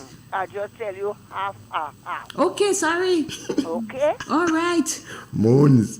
And what you want to know, I don't want you to tell me you go. I hear all what you say about me already for the morning concerning Jester, you know. What did I say, honey? What did I say? You don't find any make any go, just quit the job. Did I say that? No, I did. I She said that? Yes, Jester. Well, what does... Claire, I give up. I don't know what I would do with this girl again. Trust me, I give up on her. Hey. If you have a fathing, could a fathing change? No. Okay. Well, that's why I keep telling you, Mona, that I am authentic. That's why I tell Jester what you said. Yes, and you didn't hear me deny it, though. I said I stopped telling. Well, no, I wouldn't. I said I stopped saying I'm going to fire him, because I want people like Mona to sit there and say, oh, she fired Jester. I said he's just going to quit. When he come and he ain't see me one day and he come and I sit down here, he say, well, no. You quit. I quit and he quit too. Because I ended to interfere to things. So I said, I'm going to fire him again. You go just quit for yourself. Yes. That's what I said. Are they not listening? Well, I didn't say it in any malice or anything. No, I don't say nothing again. Well, right. When he come, let it come. Yes. And I did say that too. Yes. I said, whenever he come, I'm just there and I'm waiting for him. Well, why Claire does really do this thing? Claire doing as if I was rich here, like 7:45 or something. You know you have people that say be on your P and Q. Yeah. You have to be on the Q and P himself. Papa, be on your P and Q. Clifford, good morning. Clifford on Sunday afternoon. You did? Yeah. Okay. Yeah, he passed in my yard. Oh, he passed to say hello to you? Okay. Well, the dog didn't bite him? I tell you, special people, the dog does back. People like you, so. Uh-huh. If you come, I'm going to make it back. Well, he didn't back me the last time when I came, no, so... Well, you're surprised. I'm surprised you didn't have no dog there for me to bite me in truth, because I heard Jester say about dog and dog, this kind of thing. I'm not making joke with Miss Mona dogs. Listen, what we have there now, that petty thing, in days gone by, as you enter the gap, we had to come there and meet you. I know. Wow. That was the days when they were like terrors. Yes. Thanks, Mons. We never had one. He living across the, and he coming straight in we yard here and bite you, yes? Say what? Uh-huh. Just what you hear say. Well, that wasn't a dog. That was a terror. A terror? We used to call it red news. And if red nose see you is a stranger in the place, red nose know what to do you. Okay. Jester? Mom? Be cool, be good. Yeah, I'm good. Thank God I'm one right. day at a time, sweet Jesus. Yes. Love you, Mons. And you're telling me take care and be good too? Well, I tell you. She's so greedy. Okay. That's the same thing Jester does say. You frontish. I am frontish. I know, I'm just like presenting Monday morning apron. No, I'm like Monday morning quarterback. Okay. Yes. Have a blessed You day. to take care of yourself, hon. You too, Mons. And anyway, a lot of people in Montreal just be listening that radio station. Good morning to all the people in Montreal that are listening. Thank you so much for doing that. And you must pick up Montreal. I do. I said Mona in Montreal now. So Mona in Montreal is not Mona 1. Well, do Mona 2, 3, 4, 5, 6, 7, 8, 9, 10, 11, 12, 13. Everybody in Montreal, good morning. Yeah. That's right. Thank you so very much, Mons. You know I care nothing. Me too. Yeah, good morning to the folks of Montreal in there. Montreal, I'll be coming Montreal pretty soon, to assist Bandy with the commentary. Let me say good morning to Pedro Jamati. He's in Barbados and he checks in every Tuesday that I know. He checks in on the mental health program every Tuesday, so good morning to you. Now, let's hit our thing again. It's okay not to. So, is it really okay not to be okay? And let's hit it. Not only is it okay not to feel okay, it is essential. An abnormal emotional response to an abnormal situation is normal. We cannot simply pick up emotions we want to have. It just does not work that way, Dr. Zuckerman said. So feeling sad or scared is normal. Crying after you get into a fight with a partner is also normal, as is feeling anxious and scared about any uncertain future. When we think we might lose something we care about, that's sad. When we don't know what to expect next, that's scary. We should let ourselves and other people in our lives feel these things as they come up, which may be more than usual right now, Dr. Zuckerman says. Allowing yourself not to feel okay involves accepting all feelings, thoughts, or sensations and sitting with them until they pass. If you try to avoid, suppress, or ignore them, they will only grow stronger and leave you overwhelmed and believing that you cannot cope. Remember that no emotion is permanent. Anger, sadness, just like happiness and joy, come and go. We need to let ourselves experience painful feelings if we ever want to truly let them pass through us.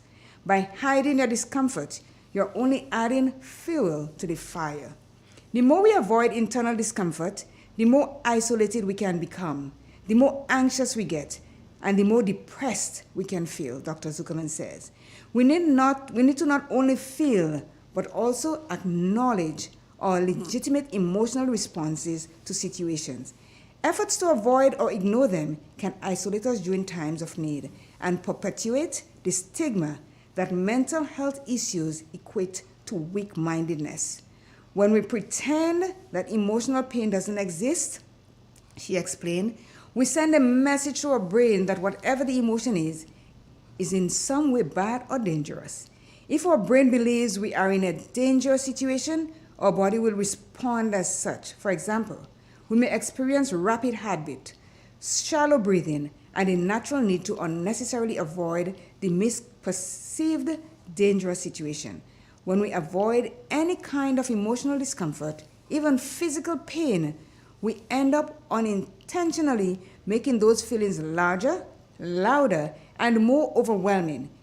If you don't confront or process emotion in an effective and timely manner, the science shows that it can lead to a myriad of psychological difficulties, including disrupted sleep, increased substance abuse if you're abusing substance, risk of an acute stress response, anxiety, depression, and even post-traumatic stress disorder. So is it okay not to be okay, Jester? At times. It is At okay. times. It is okay not to be okay. Yeah. Because none of us, as it started, none of us do not have something in our lives that we cannot deal with. You understand? We go through things. We go through things each and every day in our lives. But it's how we come out of it that make us know that it is okay not to be okay. It's how we come out of it. Because if you fall, you don't stay down. You try to get up, brush it off, and try again. But if you stay down, you give people the power over you to keep you down. But from the onset, like yesterday, somebody was saying the total opposite. They feel it is not okay not to be okay. Well, yes, it could work that way because what this person is saying, how could you say it's okay to be okay when you're going through certain things in life? So it's not okay not to be okay. Yeah. But again, it has to be okay Because if it's not okay not to be okay, you wouldn't get anywhere. You understand? Because you're telling your brain that, hey, I'm not feeling good about this, but there's nothing I can do and there's nothing I will do to get out of it. But if you're saying it's okay not to be okay, that means you can turn it, the positive, into a negative and be okay. That's what it is. It is okay I think you say not to be okay. I think you say the other way around. You turn any negative into a positive. Yes. Yeah, but you said it the other way. Oh, well, yes, because going to the not okay. So, yes, you're turning the negative into a positive. Yeah. Yes, Pedro. The problem will exist if you keep being not okay. You have to be okay not to be okay. It's okay not to be. Yeah, we have a call. Good morning. Good morning, my dear. Good morning, and how are you? I always receive your good morning, but I wouldn't disclose my name as yet. I know who you are. I always listen to the program. Mm-hmm. And you see this program, I always listen, this mental. And you see this morning, what you is tracing on it, I have to say, this situation faced me for this weekend gone there. With family, my son and my son-in-law. And this situation almost got my son as though he had went off. What is it? Well, it's a long story, but I'll try to cut it for you. Now, my son, he was a tradesman in the early age. He's 60-something now, but trade kind of a slow. So what he really depends on is walking the land, and everything. Sometimes you go in the sea and do little fishing. And it's years. My son-in-law had some sheep, and it only distressing him. He destroying him. He telling the sheep, he warn him over and over, don't tie the sheep by the garden because the sheep distressing me and thing.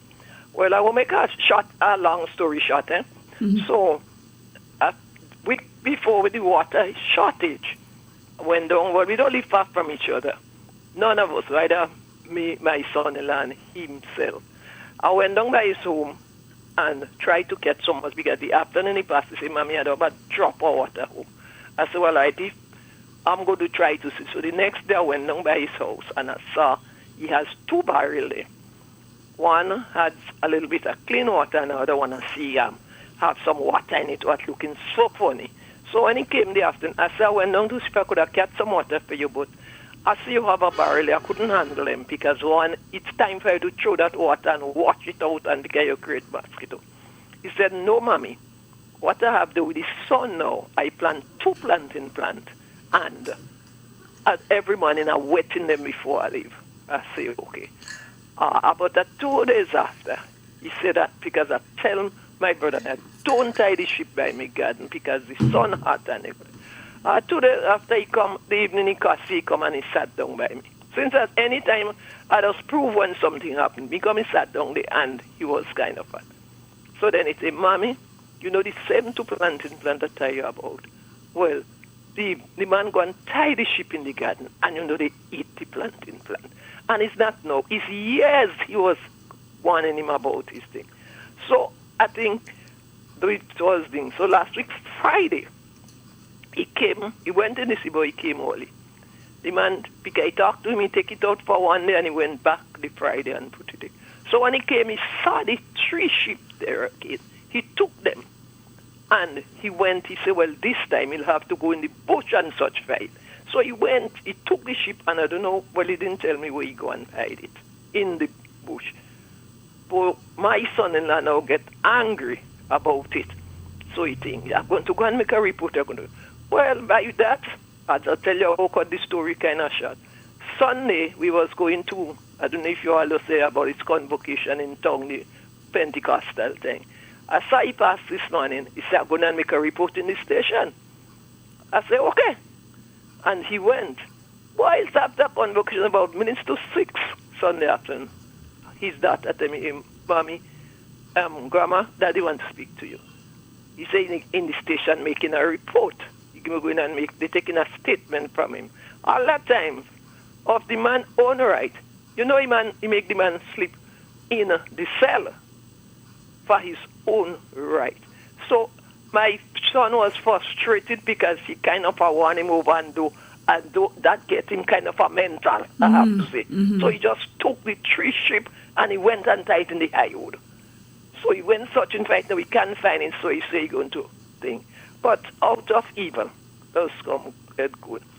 So he slept there the night. Yesterday, I called the station. I say, I disclose my name and I ask for the person. They say, yes, he's there. I say, I know it's holiday time. Could you all take bail? He said, well, we don't really arrest him.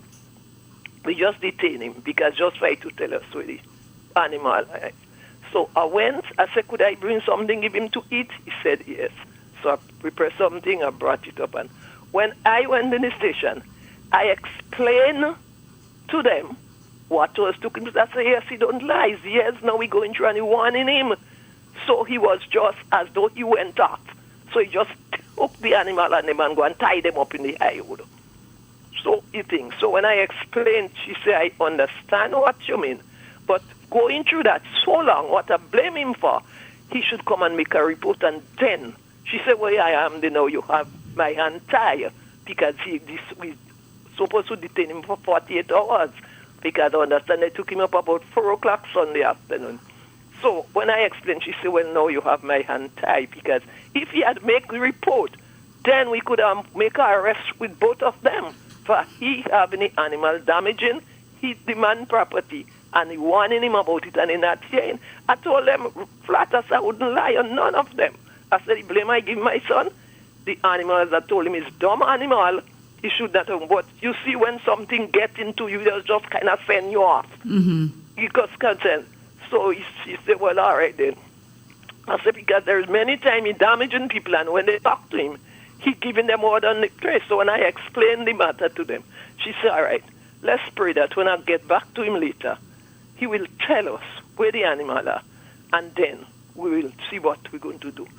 But I came back home because my other friend, because mommy, you all right, this stream, guys, I alone I have to stay living here in the night, a grandson will just be here with me. She said, well, all right. I said, yes, I'm okay. I'm okay. I don't make no concern because when no one call me, I say, I don't want to hear nothing from nobody. I just isolate myself yesterday after I come from from Grenville. So what is the end of the story now? Well, is the he end okay? of the story now, whilst I there, when I went and took a rest, when I got up, one of my daughter called me from America. She said, Mommy, your son is home. I said, he's home? I said, what job? He said, yes, the police said them drop him home. And they went to my son-in-law and they give him strict warning about his garden. They don't, anytime he tied the thing, and they make him sign an agreement that he would not tie the sheep near to where he's walking again. Okay. So I said, well, I got him. Well, up to now, I don't even see my son yet. He ain't even come by me yet to tell me this story. So these things, but you, when you hear this thing going on, it does have you just kind of a mental. Sometimes you do things that you didn't have a right to do, and people cause you to do it. But God is good, as I always say. There is time we have to try to control our emotion, but sometimes it overcomes us. So I just always listen to your program, and I'm very glad every program on this station, I listen to it. So God bless all you and continue educating people. Thank you so much. Thank you, my dear, and God bless you. And I thank you for your good morning when you said good morning. Yeah, thank you. Okay, my dear, God bless you, love you. Love every one of you. Okay. Every one of you in this station, because you all real educating people. Thank you. About what they don't even know about, what they didn't thinking about. Have a blessed day. Thank you. You as well. Love. And that let me say good morning to Miss Job. I know she's listening. She said they didn't say morning to me, but I hold off on saying good morning to you before you could think that we're not saying good morning. So good morning to you and hope you have a great day. Yes. So Claudette Sylvester from Toronto is saying good morning. And how she said good morning? Very hot day in Toronto today. So that means shorts and bikini again. The Woodbine Beach is going to be crowded today with everybody going just to relax. You know, although it was a holiday yesterday, but there are a lot of people that don't work. A lot of people are on holidays now, so they're going to take advantage of it. So, yeah. Okay. So, yes. And again, she said she just tuned in, but she's heading out of the door to catch the train. So, people are on the run, you know, on the run. We can't stay. They're taking what they could get. Yeah, a little bit of it. says there is a better way to address emotions. If you're still not convinced that being too positive can be toxic, consider its impact on the people you care about, including yourself. You may feel you're being supportive by sending positive affirmations to a friend who is going through a difficult time. But in reality, you may be invalidating their feelings and harming them when they are already in a vulnerable state. Your positive affirmations create the idea that your friend is in some way incapable of handling their feelings. You may also be unintentionally gaslighting them by signaling that there isn't really a problem at hand. Toxic positivity tasks the person in need with faking an emotional response that is totally disproportionate to what they are actually experiencing. When you are lending an ear to someone in distress, have a positive mindset, but don't offer them a pep talk unless they ask for it, Dr. Zuckerman suggests. Avoiding phrases like positive vibes only. It could be worse. Just smile and stop worrying. What's there to cry about? It will be fine. You have so much going for you. How can you be upset? Get over it. These are the positive things that people are telling you when you're going through your emotional thing, right? It says, instead, she suggests using phrases that affirm the other person's feeling and lets them know that you are here to support them without expectation. And here are what they are. It is okay not to feel okay right now. You should feel whatever emotions you want to feel. Take your time. I'm with you, and I'm listening. You are allowed to feel this way. Your feelings are valid. Feel your feelings. Sit with them. Let them pass. And let others ride the waves of whatever emotions they're feeling too. It's okay.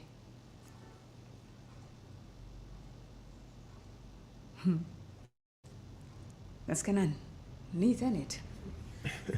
It is. Well, it is something to really, really think about. Yes, this where we just touched on there, that is so realistic of situations, man. And sometimes people going through some, and you think they could just get over it. Yeah, get over it. It don't happen. What's wrong with you? Get over it. You're better than this and you're bigger than this. But emotional attachment doesn't just boom and boom like that. No, it's a process. And for you and if you're telling me just get over it, just get over yourself. Without taking time off to really find out what's happening. Yeah, you have to. You see, a lot of us are insensitive to what a lot of people are going through. Because when it's our turn to deal with it, we may say, oh my gosh, you go in a slump, you're in a deep hole, you don't know what's going on, and you want people to be sympathetic to you. Yeah. But when you're not in that shoe, you seem to say, just get over it. What's wrong with you? Just smile and stop worrying. Yeah. But you don't know what the person is going through mentally. You don't. Let's take a commercial break and then we shall be right back, Jester.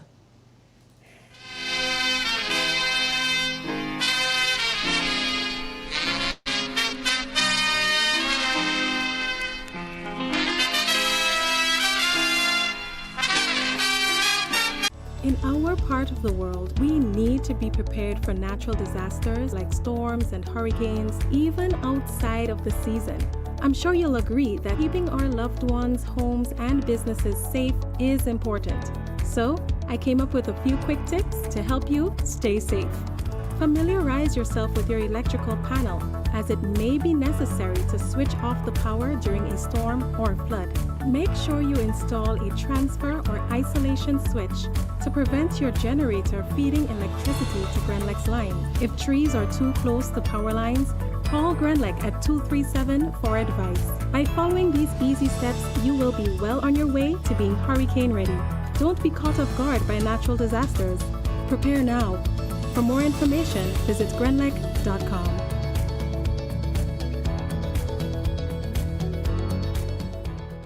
If If you don't add multi-X to your Playway bet, then you're definitely missing out on bigger winnings. The NLA has added 7X to the multi-X draws. Imagine playing your favorite Playway number or symbol for $10 with multi-X added. Then, wow! 7X is drawn. You win bigger. Not just $240, but $240 multiplied by 7. Whoa! That's $1,680. 7X added for a limited time only. Add multi-X to your Playway bets every day. 3 times per day, Monday to Saturday, for chances to win bigger. Not only free plays or winnings multiplied by 3 or 5, but winnings multiplied by 7 too. Must be 18 years or older to play. NLA. Make your dreams come true. Some exciting news for you. JetBlue is thrilled to announce its new non-stop flight every Saturday from Grenada's Maurice Bishop International Airport to the vibrant city of Boston. Now you can embark on your Boston adventure without any layovers. JetBlue is making it easier than ever to explore this incredible destination. Whether you're visiting family or friends, exploring for the first time, or simply experiencing Boston life, JetBlue has you covered with a convenient non-stop flight, complete with comfortable seating, complimentary snacks, and an array of entertainment options.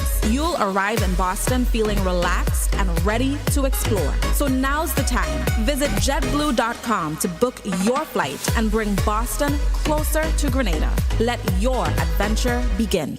An invitation is extended to you, the general public, from the St. Patrick's Diabetes Association, who presents their annual walkathon on Sunday, May 26, 2024, from 3:30 p.m. The walk begins at River Sally Junction and concludes at River Antoine Long Wall. Transportation will be available to and from the walk. Adults, you pay $5, and children 12 and under is free. Contact 442-9501 or 410-9198. Come out and join the St. Patrick's Diabetes Association on the annual walkathon.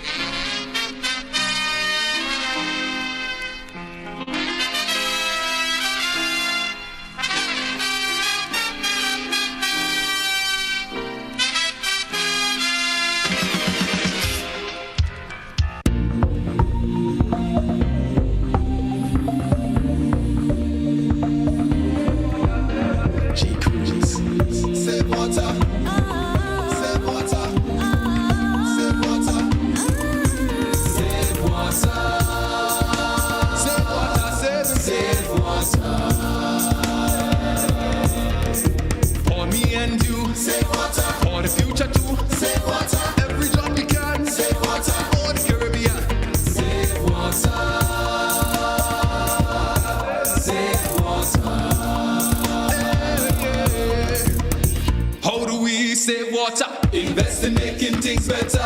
Make things better. Make dams, reservoirs, and pipelines stronger. New policies and plans to take action. Educate the entire nation. Water is a finite resource that needs urgent recourse. Save water. Save water.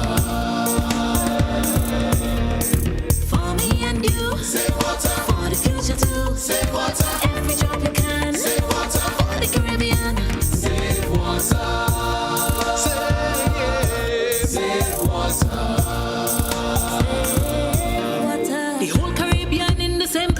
Same problems and same challenges. Together we'll find the solutions. Together we'll take action. Our water secure Caribbean is a crucial mission. We need some urgent action. Leaders of our nation. Save water.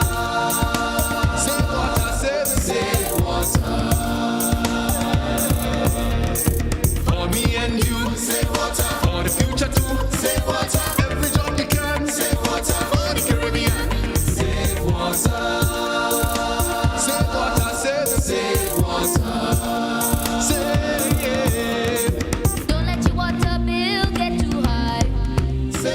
Save the water that falling from the sky. Save water. Full up your blueberries. Save water. Full up all your berries. Save water. Full up your blueberries. Save water. Full up all your berries. Save water.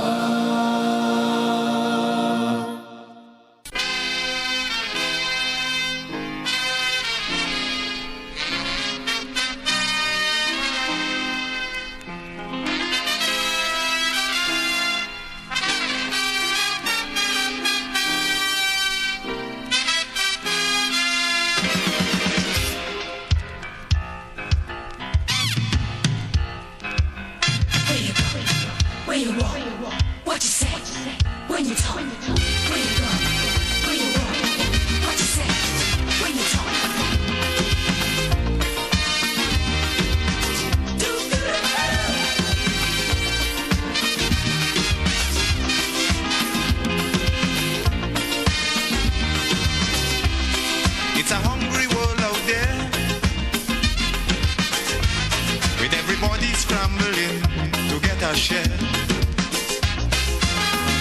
Wolves in sheep clothing, birds of prey waiting to swoop down on you, and there's no telling what they'll do. You gotta be careful. You gotta be careful.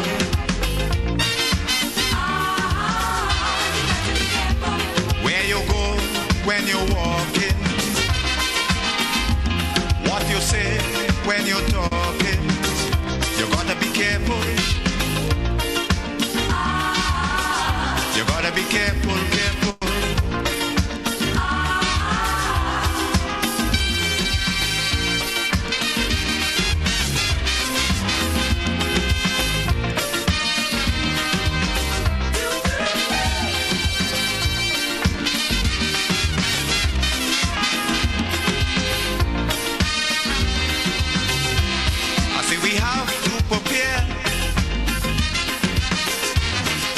Challenges of life without fear.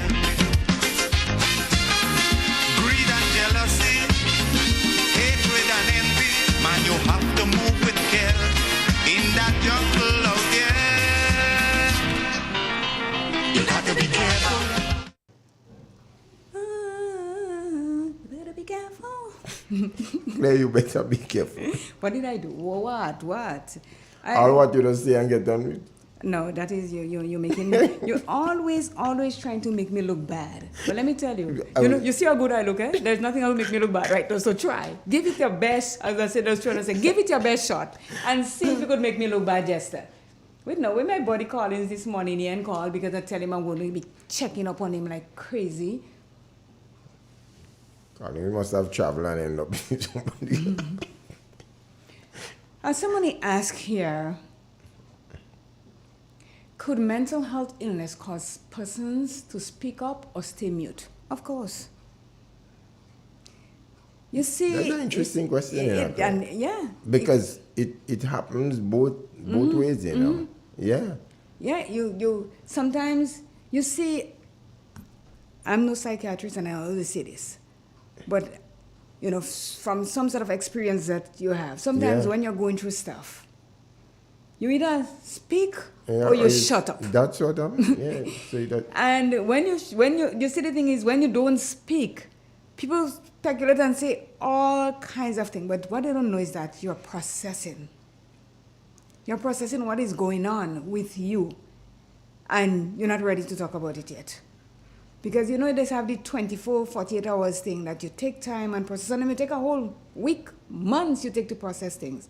When you're okay, you know that you're okay, then you can beat and say, you know what, too bad, so sad, build a bridge, jump over it. Yeah, so for the person that is asking that question, Claire, it happens both ways. People react differently. To different situations. Yes, to different situations. Some people will go mad and they'll just take you out, they'll do all kind of crazy stuff because this is how it's affecting. Because you see, when your body, or you send things to your brain, Jester, your body reacts to it, eh? Yeah. So if you tell yourself that, okay, I can't deal with this situation right now, and I really can't deal with it, you're telling yourself that, okay, it's time for me to just lose it. And you're losing it. Because that is a message you're sending to El Breno. But if you tell it, hey, we're going to take time and process this, and at the end of it, you're going to come out over it better, then you take your time. No rush, nobody's rushing you, and anybody want to rush you, tell them go to Mount Rushmore where all they have the president face and them on top. That's where they could rush people. Because for certain situations that occurs, Claire, you don't know how you would react to it, you know. And I even making that statement based on what happened at Suave and Swayze, where them gunshots and them fired off, you know. You just, some people, a lot of people say things after the fact. But during the process, you just never know how you would react. Let me tell you, and this is such a true statement, because sometimes you're going through situations and somebody says, if it was me, I was doing this, and if it's me, and when they're reaching the situation, they turn dumb. Honestly, because they don't know, well, oh my gosh, this is what it was all about. I can't do this. And these are the people that lose themselves because they didn't tell themselves that they could have gone through this and come out whole. You understand? So they just let themselves fall apart. And they're the ones like, if you're being abused by your husband or your boyfriend or your wife or everything, the first thing they'll tell you, girl, just go about your business and leave him. You understand? Yeah. But is that the answer though? Because where are you going? And if I come to you, Jester, you go tolerate me for 2 weeks, and then Claire, you got to go back home or find somewhere else to stay. You get where I'm coming from? Because everybody, yes, the situation that you carefully have to analyze before you make a decision. Because I always say, people that are being abused, and you stay there and you take it and you take it and you take it, and everybody wondering, well, why is she still there taking all that abuse and, can't you just go? Well, let me tell you something. There is always a time in everything where things are placed right so you can figure it out.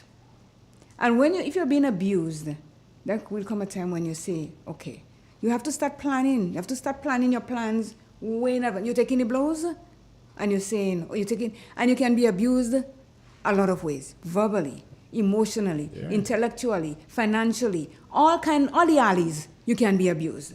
So according to which abuse you're getting, the physical one is the worst one, or the emotional one, because people cannot abuse you emotionally.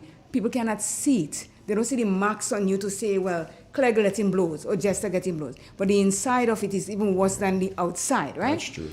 Now you have to put a plan into action. You have to start planning. Well, when I go, I have somewhere on my own to go to. I'm not going to stay by anybody. And it's not going to be next door to him so he could see me to continue to abuse me. And if he gives you a phone, throw it. Women, I'm telling you this.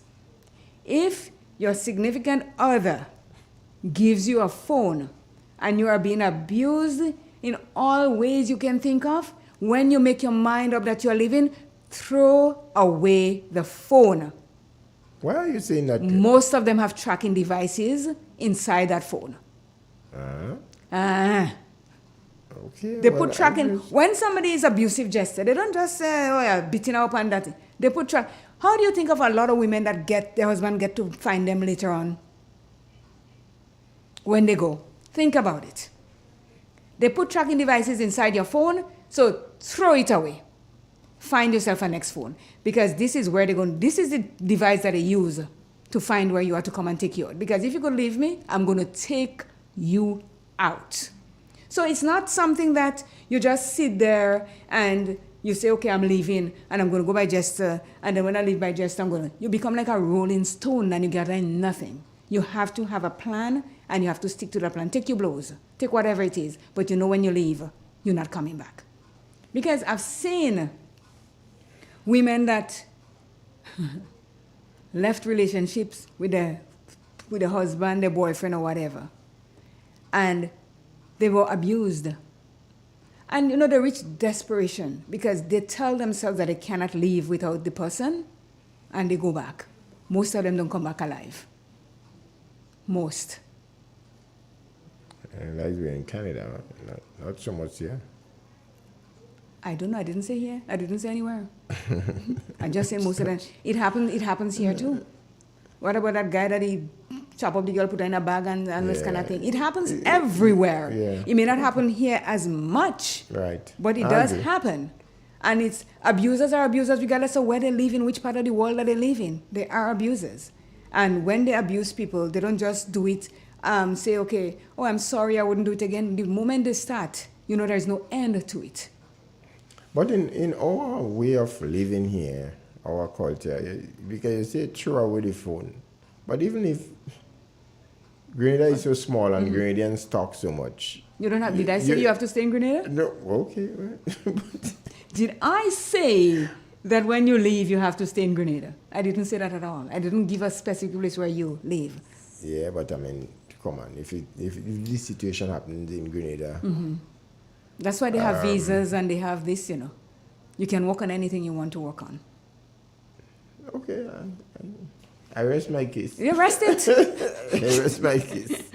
I know of people. I personally know someone that was being severely abused by her husband. Mm-hmm. She took the blows. I mean, she had blue things. Every week or every day she fall down the stairs or she trip on something. And this is what we as women take. We're getting beat up left, right, and center. Yeah, men will be abused too. I didn't say no. I just said you're getting blows left, right, and center. I know that. And we always fall on something, or we knock something, or the child playing the ball and he hit me in the eye and all this kind of thing like that. Sometimes you take the blows. And if you don't die in the process, you have to have a plan to know where you're going to. I know somebody that, hey, they do their thing, as soon as they take the plane, flew out of town, nobody knows where they are. The phone in the ocean, go track it there. I know it sounds kind of far-fetched, but this is when you know it's okay not to be okay. That is the not okay part that you're working on to be okay. You catch me? I hear you. I don't tell you I rest my case already. Okay. Yes. So, and it says, why is it okay not to be okay all the time? Yeah, 9. Is it? News coming up? Oh, yes, it's 9 o'clock. You see, we're talking. Pips, it's 9 o'clock. We're going to have news and then we'll be right back.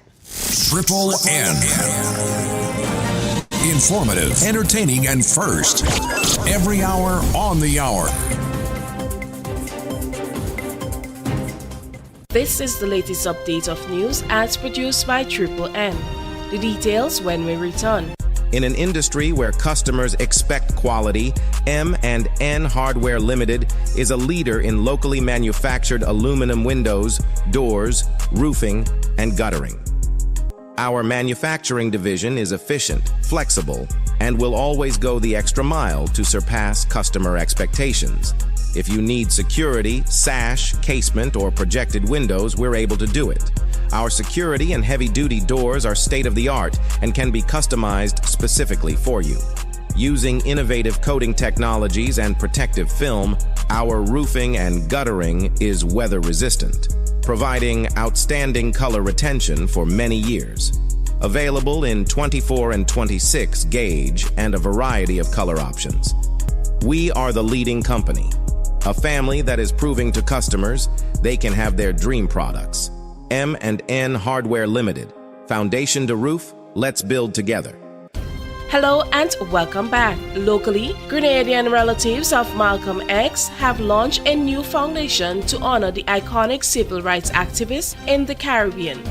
In the region, in Barbados, the local banking system is being urged to find other ways to finance small and medium-sized companies. Prime Minister Mia Amor Motley issued the challenge during the Goddard Enterprises 100th Anniversary Entrepreneur Competition Award ceremony. She says with nearly $14 billion in savings, more trust needs to be extended to those who want to invest in their businesses. And if we are not prepared to look beyond our shores, it is going to mean that if people want to maintain their quality of life and their standard of living, they're going to push up their prices, particularly those that are discretionary, in order to be able to sustain the quality of life that they want. That then means that you're going to become uncompetitive.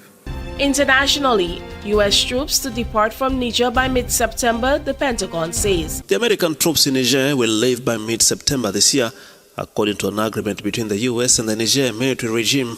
Through a joint statement signed on Sunday, both parties agreed that the American troops will leave the Western African country not later than 15 September. Niger's decision to kick out American forces dealt a blow to U.S. military operations in the Sahel, a vast region south of the Sahara Desert, where groups linked to Al-Qaeda and the Islamic State group operate. U.S. troops in some gear already have begun leaving the country. A senior military official and a senior defense official who briefed reporters on a call Sunday said the plan is to remove all lethal, hazardous or classified equipment before the last U.S. troops depart, but items that are determined to be too expensive to fly out could be left for the Nigerian military to use instead, according to officials. The rapture and military cooperation followed last July's ouster of the country's elected president by mutinous soldiers. And in sports, Egypt captain Mohamed Salah has hinted he will remain at Liverpool next season after the appointment of Aaron Slot as the club's new manager. Liverpool rejected a £150 million offer from Al Ittihad for the 31-year-old last September, and the forward has again been linked with a move to Saudi Arabia. This ends the latest update of news. Thank you for joining us.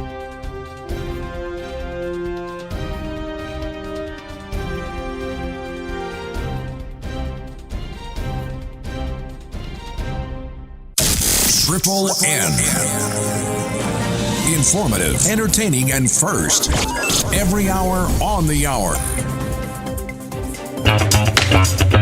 Like family, it's always exciting when lottery players get together. Now the lottery games are joining in the fun. Check out the multiplier family of Instacash games. 5 times the cash at $2, 10 times the cash at $3, and 20 times the cash at $5. On your tickets, match any of our numbers with any of the winning numbers and win the prize below that number. There's more. Multiply your winnings up to 5 times, 10 times, or 20 times more. Winning is easy. Play Monday to Sunday. There are no draws to wait on. Win instantly. It's the multiplier family of Instacash games with over $675,000 to be won instantly. Don't just buy one, buy all, because family is everything. Must be 18 years and older to play. NLA, making family dreams come true. GRENDEC Community Partnership Initiative. The theme for the science fair is water and energy strategies, the key to sustainable development. It encourages students, it promotes caring for the environment, sustainable development, and we want the students to display practical activities and real-life situations of what is really going on out in their environment. And we look forward to companies like GRENDEC continuing to see the relevance and significance of something like a national science fair. GRENDEC, energizing our community. Tourism is me, tourism is you, tourism is everybody, and tourism connects us all. Did you know that tourism generates revenue and foreign exchange earnings? Did you know it stimulates infrastructural development and facilitates cultural exchange among people? You must know tourism is linked to all industries, from agriculture to construction. So support the industry today and be welcoming to all our visitors.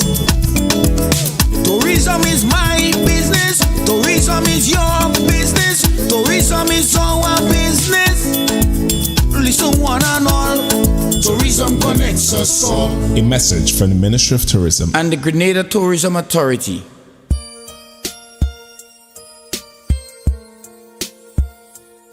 The new National Party St. Patrick's West presents a pre-Father's Night Dance on June 8th. Bar ice cold. Doors open at 10 p.m. Tickets $20. Music by DJ Just Gus, The Immortal, Small Clothes International.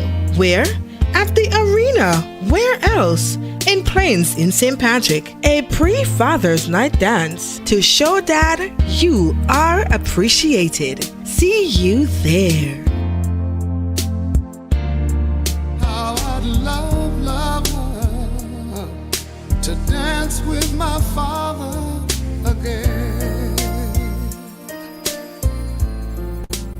Attention all chocolate lovers. The 11th annual Grenada Chocolate Festival is back from May 15th to the 20th. Immerse yourself in a world of cocoa and chocolate delights. Experience the magic of chocolate and rum tastings. Create your own chocolate bars. Participate in our hands-on workshops and indulge in our spectacular 5-course chocolate dinner where every dish is cocoa-infused perfection.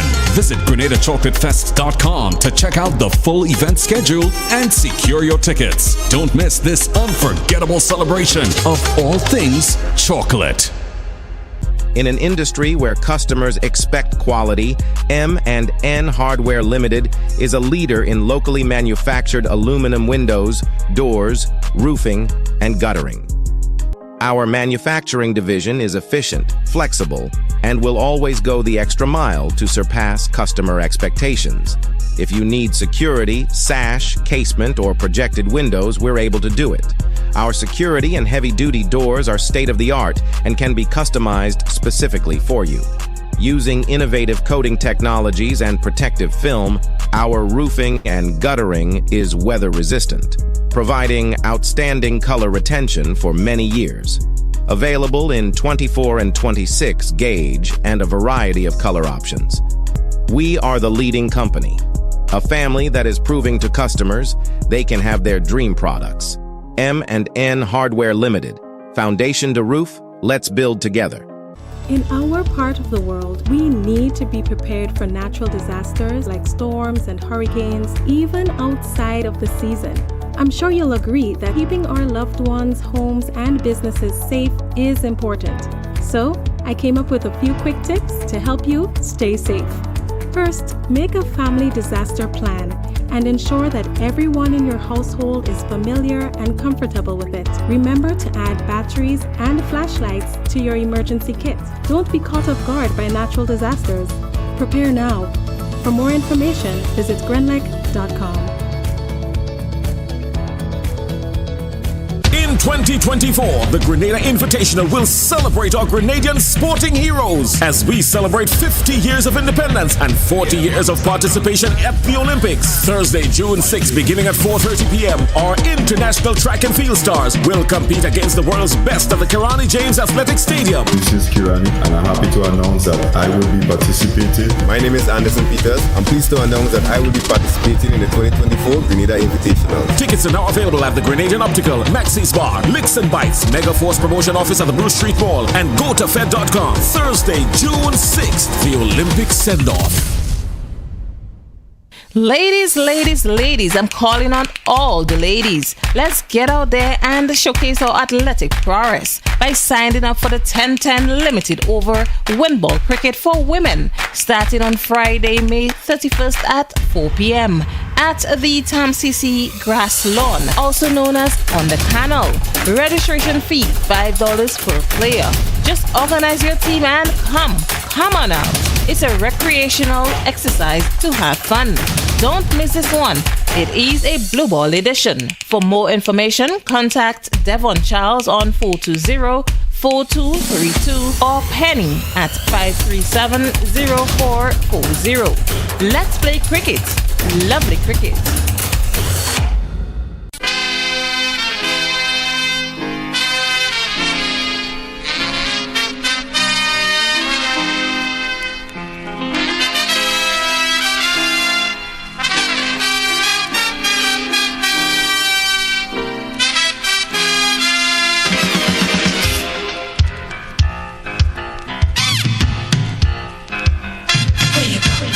Where you walk, what you say, when you talk, where you go, where you walk, what you say, when you talk.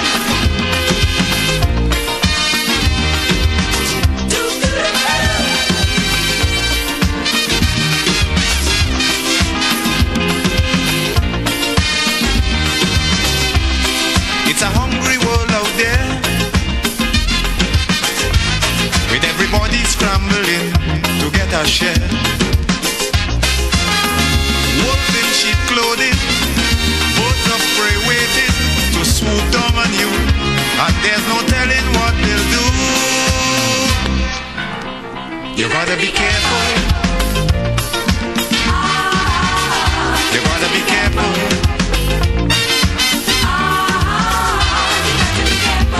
Where you go when you're walking, what you say when you're talking, you gotta be careful. You gotta be. Sing it, boy, go on.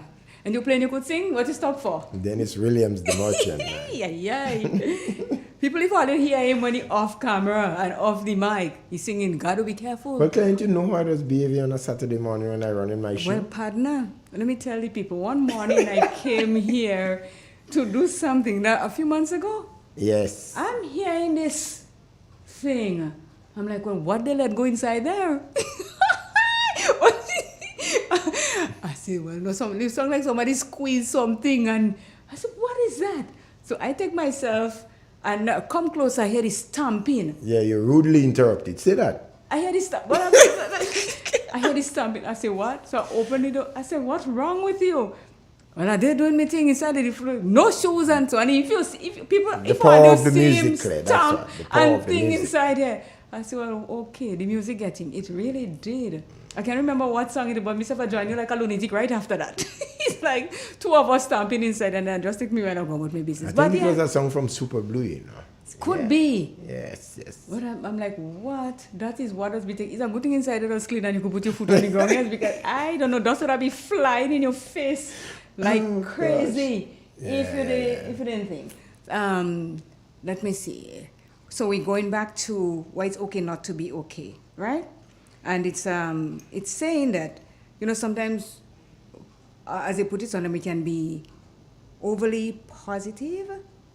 And it says you may probably hear this statement said plenty of times before. Nearly everyone said it's okay not to be okay. But many of them proceed to judge others. And that is the wrong thing too, Jester. You cannot judge me if I'm saying that I'm not okay, right? When you express their negative emotions or open up about their struggles, most people going through a difficult time also find it hard to believe that it is okay not to be okay. This is because today's world is obsessed with positivity. Captions and posts on social media often features people urging others to be positive and focus on the brighter side of things. But even though it's good to have a positive attitude, no human can manage to be happy and optimistic all the time. Isn't that right? That is so correct. You can't be happy all the time? No.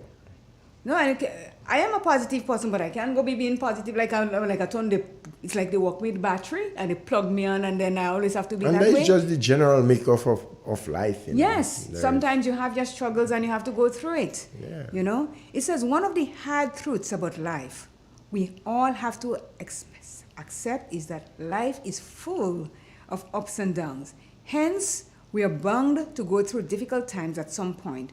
Trying to have a positive attitude during such times could easily turn into toxic positivity, as you may end up denying or bottling up your negative emotions.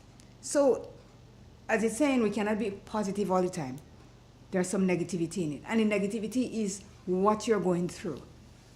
You cannot be going through a hard time and be positive about it per se. So that is the negative side of it. Perhaps nothing seems to be going right in your life currently. You have a health problem, or maybe you lost a loved one or your job. When facing challenges such as these, you may feel like you have to pretend to be okay, strong, and positive, even when it is probably impossible. Example, when grieving. Right? So it's a lot to take in.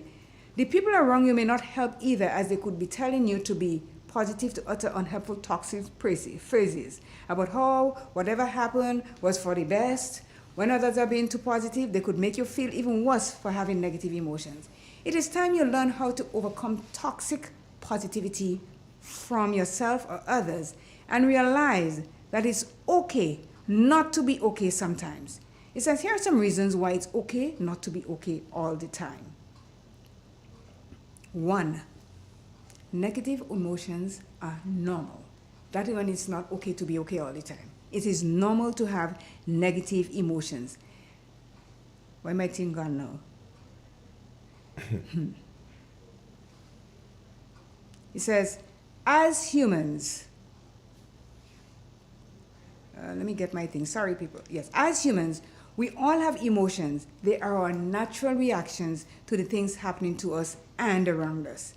Since life is composed of good and bad moments, it only makes sense that we experience both positive and negative emotions, and that is why it is okay not to be okay all the time. Unfortunately, due to the prevalence of toxic positivity, many people often deny or bottle up their negative emotions. You may feel guilty or ashamed for having negative feelings, even though you're experiencing challenges. You think others will see you as weak or pessimistic for not being able to see the positive side of things. What you don't realize is that those emotions are your natural way of processing the events in your life. You shouldn't feel guilty, ashamed for feeling the way you do. So stop worrying about what others think. It is okay not to be okay all the time. So he says, stop thinking about how others feel. Because you see the thing about it, Jester, I am the one that's feeling it, not you. And if you are going through your things, you are the one that's feeling it, not me. So I have to respect that and let you get to where you want to get before I could open my mouth and say anything to you. Unless you say to me, Claire, this is what I'm going through. I'm doing this and I'm doing that. What do you think? Yeah, but Claire, again, is the manner in which some people just come and tell you these things and them, you know? Like, what are you worried about? Just get over it. Yeah. Don't come and tell me that because you're going to be dead. You know? Dead. I'm telling you, dead. So this is what it is. Oh, by the way, Jester told them you're leaving at 9 and you change your mind. You're not leaving at 9 anymore. You're sitting right here. That's good, you know? Yeah. It says, it is the first step to solving your problems. As mentioned above, negative and positive emotions are normal reactions to what we are going through in life. Hence, if you choose to deny or bottle up your negative feelings instead of embracing and managing them, you could be doing more harm to yourself.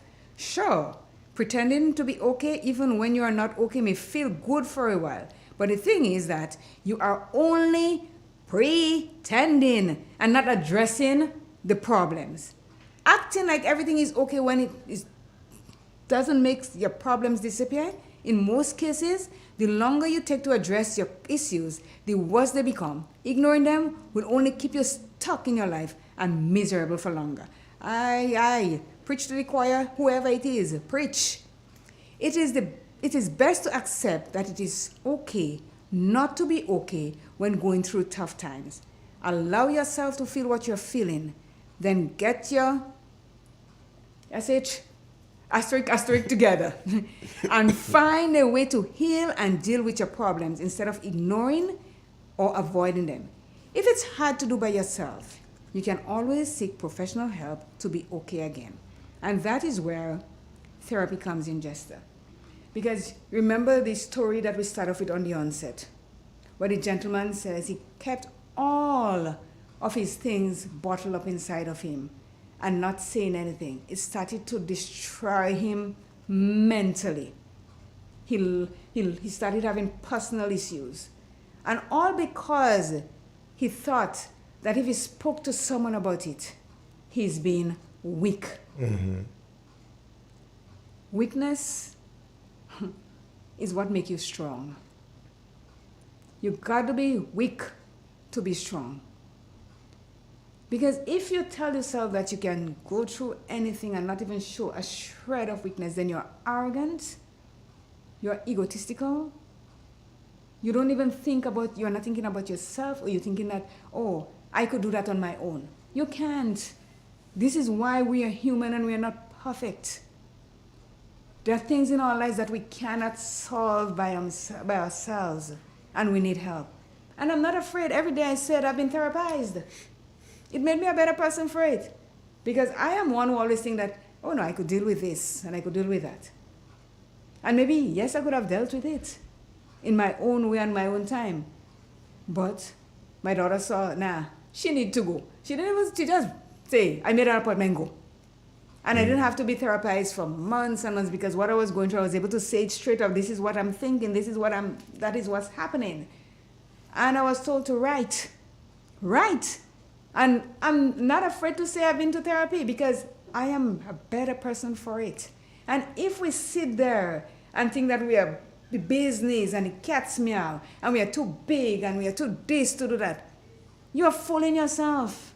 You're really, really fooling yourself because there are certain things in our lives that we cannot deal with. And here's the reason why we can talk to people. If you don't have the money or you don't feel okay talking to a therapist about things that happen, you have a very good friend or something like that, you can talk to. I'm not saying to go and dig yourself and take out everything that's there, say in your belly, tripe and come up, but bring up the things that you feel is bothering you and have a power. Talk about it. It will help you. The guys that from India said, When he started talking about it, he realized that he's not alone in that situation. There were others in the bank that was going through the same thing. And here my boyfriend is calling. You see, I love him so much. I don't know he's going to call. Good morning. Excuse me. Good morning. Hello. Good morning, Claire. Good morning, and how are Good you? Good morning, Jester. Good morning to you, Mr. I'm Snag. Fantastic. Good, good. How are you? I am good. I'm good. Jester, you couldn't let me slide and don't say my name? No, I think the world know that already. We know that the world know that voice, so that's okay. You could let it slide and don't say my name? We'll do that next week. Next time we'll do that. How are you doing, Jester? I'm fine. Thank God I'm How all was right. the week? Amen, amen. How was the long weekend? Well, for me, it was okay. We had certain activities that I attended. For example, they had International Family Day that was held at Rose Hill. So I was at that function. Okay. That was okay, put on by the Ministry of Social Development, Housing and Gender Affairs. Yeah. So that was good on Sunday. And then I was at the next social event again on Monday. Yeah. So he's a socialist. Don't worry, he's a socialist. Wow. You say he's a social butterfly. Yes, he's flying. Yes. Yeah. Let me before you start. That's good. Before you start, let me tell you, people are inquiring as to the stuff. People have stuff in their house, Nick, and they want to know how they can get it to GRAP. They want to know that if they everybody put it together at one spot, if it can be picked up by somebody from GRAP. Do you all have any transportation or anything available? No, we don't. Okay. That's the issue. We could hire Jester. We have many. Claire. Jester is right in front of you. He would speak for himself. He just says, Claire. All right. All right. So you that's the code for your answer right there. Yes. I could read. Right. Oh my God. But let's stay on that subject for a minute. Yes. We don't have any transport to transport anything. That if they're willing to collect it in one space, we have listeners with us who willing to volunteer the time. I don't know how much stuff you're talking about. That maybe somebody is willing that makes the travel down to St. George's on a daily basis. Maybe one of these days they're willing to pick it up and drop it to us on Kearney James Boulevard, right next to Foodland parking lot. The office is open there from 10 o'clock till 4 o'clock every day. Okay. Monday to Friday. Yeah. Okay. So if anybody is listening and your group is, gathered all the stuff in one spot and somebody's willing to do that favor for us, we will appreciate it and publicly acknowledge them and thank them for all the donations they sent. Right. I think I've created the beast in people when I tell them to declutter. People are decluttering the closet like no tomorrow. So that's why you're getting... Good. Yes, that is very good. Yes. So that's why stuff is coming out now from people's closets and their kitchen and all other things that they have on top there and it's not being used. They're getting rid of it. They're becoming minimalist. They're lighting up the place. Great. And it might lighten up your mind and everything else. Oh, yeah, you have to declutter from your mind, come down. Yeah. Yes. Well, it started with the mind. Yes. Exactly. So tell me. But talking about GARP, Claire, if my memory serves me correctly, I think that is the place we actually met in person. Yes. Oh, I'm afraid to tell you what happened, but I want to tell you.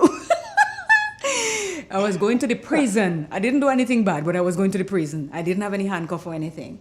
I was wearing shorts. Let's say you're visiting the prison. I'm not going in the prison. You wasn't going to the prison. Down to prison I must go. I was going to the prison. Yeah, I was visiting someone at the prison. And I was wearing a short and a tank top. And I was told, you cannot go to the prison like that. I'm like, what? What do you mean I cannot go to the prison like that? No, you're not allowed to go. But I needed to go to the prison to see the individual. So drove by and we ended up in that place. I got myself a a little shirt from American Airlines. I was a flight attendant that day. American Airlines white shirt and a dress. What? And I put on my dress and I tie my shirt like Daisy Duke on top my thing, and I was ready for prison. And that's where I met Nicholas. Oh. Yes. And tell him how much money you paid. I'm not telling him how much money I pay for anything. It was don't put me into that position, right? I paid $10 on my shirt, and I think I paid $20 for the dress, where the dress was fairly new. And I have my dress, and every now and then I put it on, and I think about down to prison. Claire went and I swagging in my outfit, my American Airlines shirt when I'm cleaning, and so I tie it and I put on my Daisy Doo shorts and I walk with it. So it's in use. Thank you. So for $30, you got 2 pieces of clothing Yes. for $30. And I was an American. Where else in Grenada can you do that? Nowhere, because I don't shop in Grenada, So, but Well, I don't know. I'm not speaking to you. I'm speaking to the wider audience. Oh, I see. Sorry. Yeah, where else can you get a 2 pieces or 2 outfit of brand spanking new dress and an American airline shirt for $30 together? Tell them. Ask them. Thank you. You're welcome. Thank you. GARP, Grenada Association of Retired Persons, Carney James Boulevard, right next to Foodland parking lot. That's where you can get it. Right. Yeah? Yes? Yes. Thank you. Okay. So the subject this morning, we're speaking about okay being not okay. Yes. Correct? Yes. Yes. And when I read the article and I sent it to you, I said, wow, that is something that we really need to ventilate a little bit more on and have the audience interact with that. Because there is so many people are going through so many different things, and they're thinking that they're the worst. Mm-hmm. Yeah, everything is happening to me. At this, I can't function. I can't do this. I can't do that, and the world is on their shoulder, pressing them into the earth. And once you get to the point, is listen, I'm normal. Everybody goes through a moment in time that they need to get some help, and it's okay to be okay, and it's okay to let people know that you're not okay. Mm-hmm. And for me, when it comes to work or even to my personal life, I need a mental day. I'm just being here and I'm doing nothing. I don't want to think about anything. I don't want to analyze anything. I just want to just veg, as they say, for the day and collect myself. And it's okay to have a pity party. Of course. I call it that. Mm-hmm. A pity party. Mm-hmm. And Jester, all party has an end, right? Of course. Yeah, it begins and it ends. Of course. But if you give us Grenadian a little inch, we'll make that party go on. Oh yes. You know that. Oh yes. That's for sure. Every day the pity party turning into weeks. Exactly. Mm-hmm. You see, exactly. So you have to know this is your time to be whatever you're feeling. But it has to end. But if it's continuing, then you have to take a different approach to it. Mm-hmm. Yeah? Mm-hmm. And sometimes that calls, as you rightfully said from your example, have to look for professional help. And Claire, like you, I did the same thing too. I was in a point in my life where I was just despondent. I was angry. I was all kinds of things. And like I said to you in previous conversation, I saw the world in black and white. This is black or it's white. It's on or it's off. And a therapist reminds me, says, Mr. Snag, there's something called gray, you know. I said, what's that? That don't exist. Mm-hmm. She said, oh, yes, it does. And she started showing me examples of where situations may look this way or that way, but really and truly it sits in the middle someplace. And you have to be able to discern that. Yeah? Mm-hmm. And, and as part of, you're managing your anger and everything else. And she says, there's only 2 reasons people get angry. And I said, really? Only 2? And she says, yes, only 2. Either one, you don't understand something, and the second one, you're fear of something. One of those 2. Once you can figure out which one it is, you can find a way to deal with it. And most times, like I said to you, if it's fear, you ask the question, why am I fearful of this? If you understand what I'm saying, Jester. Yes. Yeah? Yeah. And if you're fearful of it or you don't understand it and you're getting frustrated with it and then the anger starts building. Yeah? And maybe a relationship you're in and you're trying to understand, well, why is this thing not working? And you're angry all the time. It may be somebody at work, it may be a family relationship, it may be a romantic relationship, it might be just your neighbor is just, pissing you off and you're trying to understand, well, why is this man or this woman or this child behaving like that? And you can't understand it. And you say the whole thing just not making any sense to you. So sometimes it's as simple as that. Once you can understand those which one it is, then you can start working to de-escalating it within yourself. And I strongly believe in the workplaces a lot. That's where a lot of these things are. Think about it. Everyday Jester is spending 8 hours or 10 hours or 11 hours in a workplace. So the most places that these things will start manifesting itself is in the workplace. And your workers is the ones who've seen you more than anybody else in your life. Think about it for a minute. Yeah. But we don't Children, continue. your We don't wife. continue, Mr. Stagg. One of the reasons that you give is just so true that when you don't understand something, because for example, you might be trying to find the solution of something, and all the time you were doing the wrong thing. And then when you realize you find that solution, you get to understand what it is, and you realize that solution will now come. The whole inside of you, that all anger just vanishes away from you. So that is just so realistic of what you say. Yeah. Continue. Yes. So when you looking at these things, your colleagues, your work people will pick it up faster than your family because you spend so much time with them. Yeah. And and it's a colleague of mine said, well, why you vex all the time? That's Ghanaian terminology. You didn't say angry. Why you vex all the time? I said, I'm not vexed. He said, you're not looking at yourself. I am looking at you, and I tell you, your face look vexed. Yeah, it's not like you're serious. You're angry. Your forehead is knotted up and everything, and you look vexed. So what is it? Yeah, because you're not seeing yourself. True. So this is why I'm saying to you, sometimes it get picked up there faster than in your family life, your romantic life. It get picked up because they're seeing you all the time, and they're seeing you constantly all the time.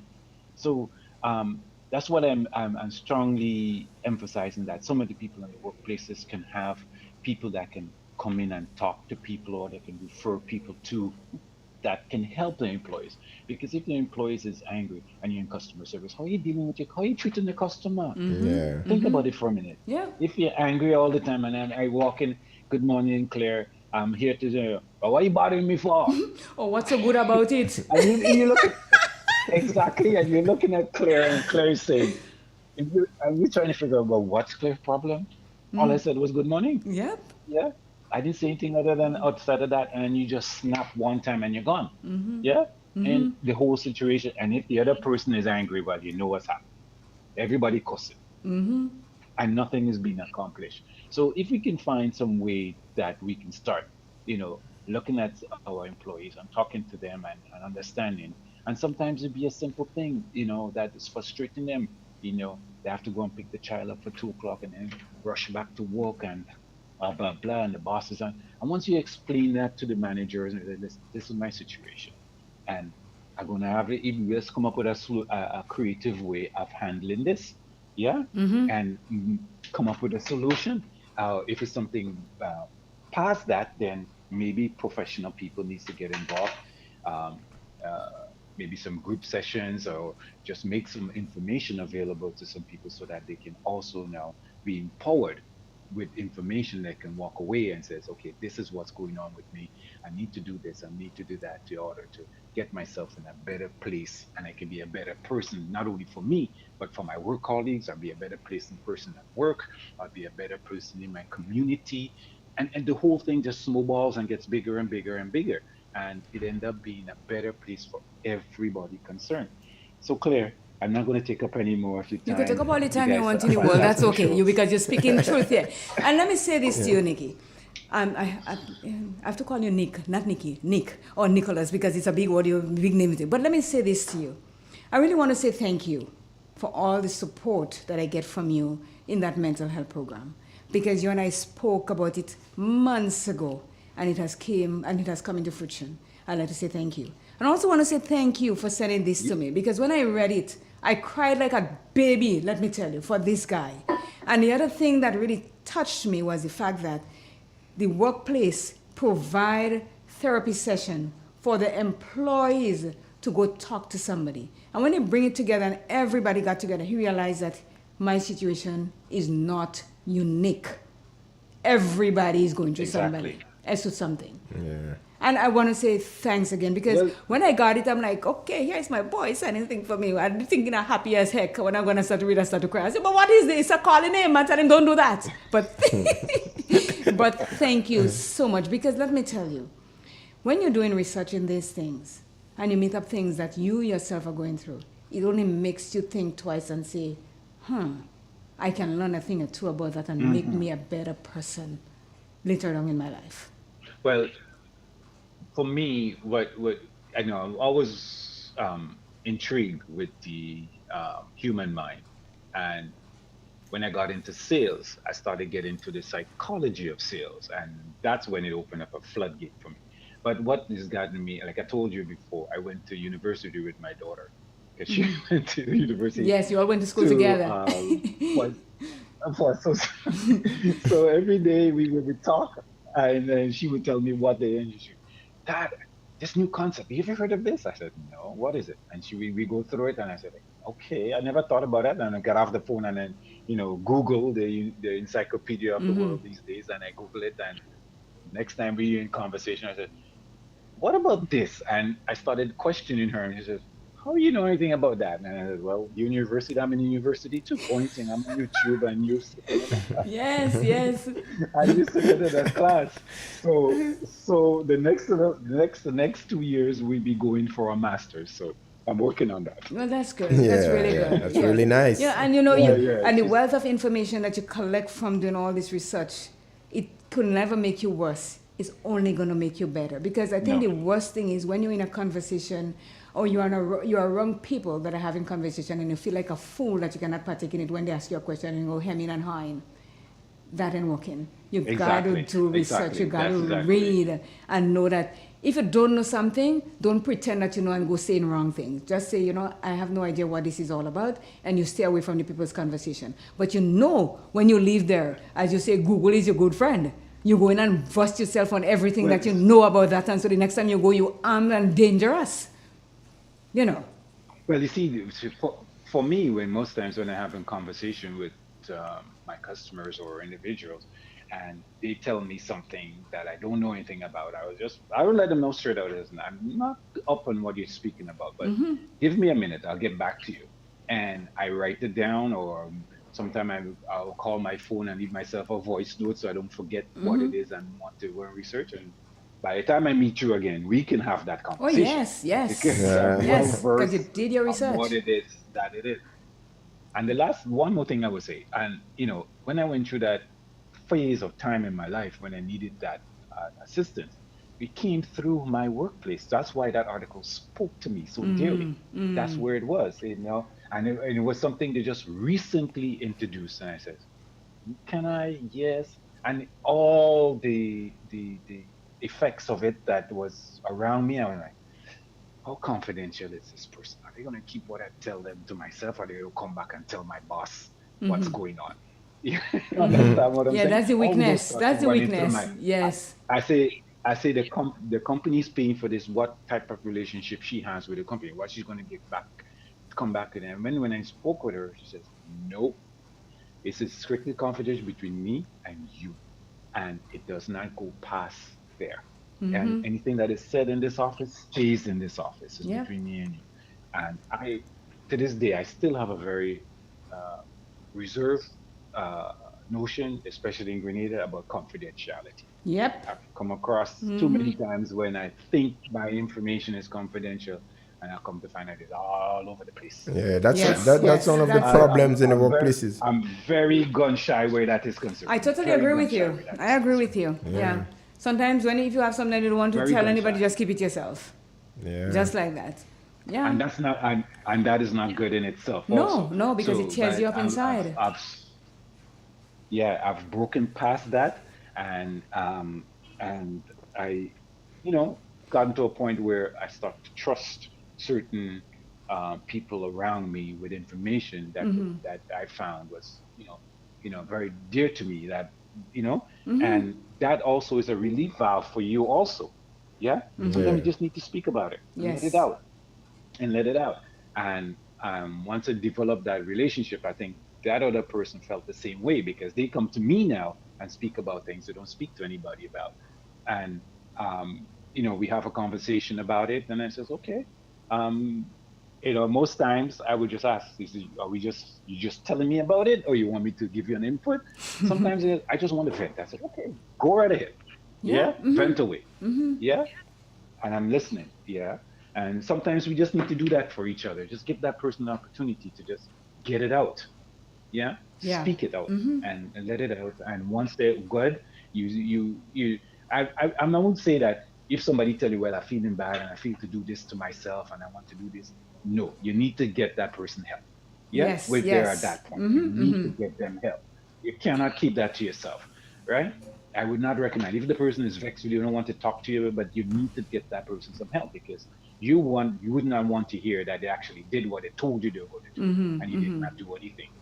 That's quite true. So you have to be a little bit discerning about yourself, or if they're going to hurt somebody else, you need to be, a little bit more proactive instead of just.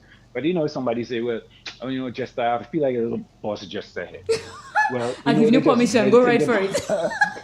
There's a button venting their frustration. Yeah? And he had big, that's Oh my God! Well, but everything is in proportion, This is a big man, so you have to have a big head. Yeah, you understand?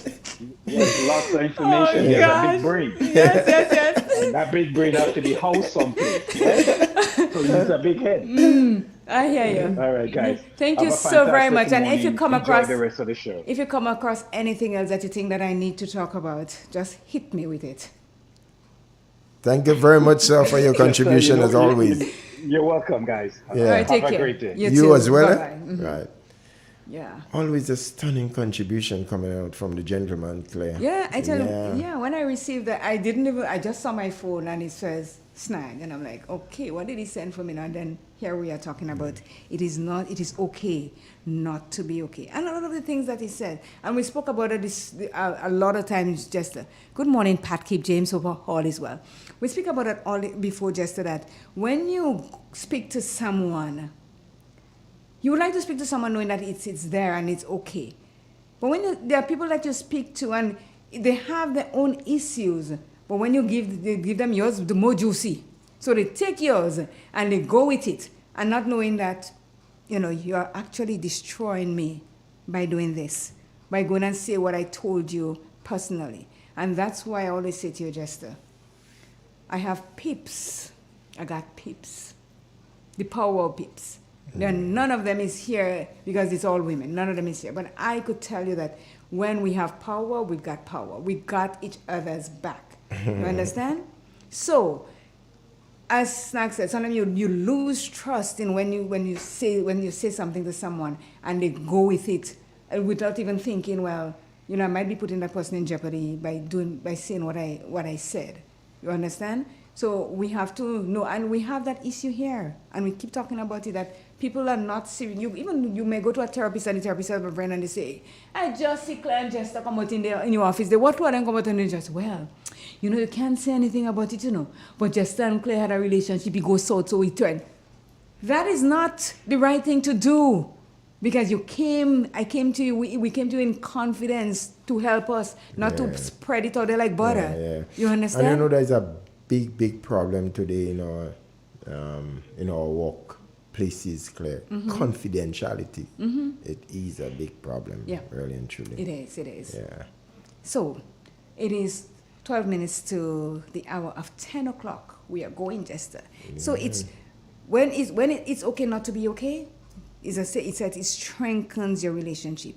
If you are not okay, tell others so instead of faking happiness. Whether at work or with friends or at home with family, being vulnerable and admitting that you're not okay can help you create a deeper connection with yourself and with others. But not with everyone. Some people may feel awkward when you open up and say you're not okay. Some will even desert you to avoid having to deal with your negative energy. But that's okay. The people who remain by your side when you say you're not okay are the kind of people that you need in your life. It is better to know those who you can count on when you hit rock bottom now than be surrounded by many people who only want to be around you when everything is fine. I shoot in them left, right, and center. Honestly. Bang, bang, bang, you're gone. Yeah. No, because you see, it's like when people have a lot of money, they attract people that want the money. And you, in your generous self, you give and you give and you give. And when the money is done, they're done too. They're gone. This is what it's saying, that the fake friends, they are there when everything is okay because they expect nothing to go wrong with you. But they always tell you to find out your true friends You is have when to you be- find yourself in a certain situation. When you hit rock bottom. Rock bottom. And those that are there with you, you know you can get up and say, this is my true friend. Yeah. Yes. Not those that when things good, oh, you look like you this and then and when I hit rock bottom, everybody just leave me sit down on the rock They with don't my even bottom. They don't even know that name clear. No, not at all. It says when you talk about hitting and rock bottom and saying that everything is fine, it says forming better relationships with others is one of the reasons why it's okay not to be okay all the time. So those what let you go when you hit rock bottom, you just get rid of, make them like vapor. Psh, you just blow them away. Yeah. And start getting to know different people. But when you get to those different people, you also have to do your due diligence. You got to know what they are made of. Sure. You start to declutter. Oh, what? Declutter is my second name. I declutter. No, I don't say the Bobby. I just call them. Oh, gosh. This is the authentic me, and I'm telling you. And you know that about me forever, that I don't suffer fools nicely. If you're going to come at me, to make me feel bad or to make me... No, I just stop. And as you say, I process things. I go into my Zen moment, and I heal myself. And I'm good after that. Because it takes time. You cannot just go boom, boom, and you say, okay, that's it, and I'm over it. No. You got to process it. You got to talk to yourself. You got to know where you're going, where you come from, where you're going, and how you get in there. And this is what it is. That's when you start to know that you are okay. And if you are the people in your life, in your corner, that is there to, when you fall, they push you back up and say, stand up, I'm with you. Yeah. These are the people that you need. Not those fly-by-night, how do they call them again? You know the name. That's them.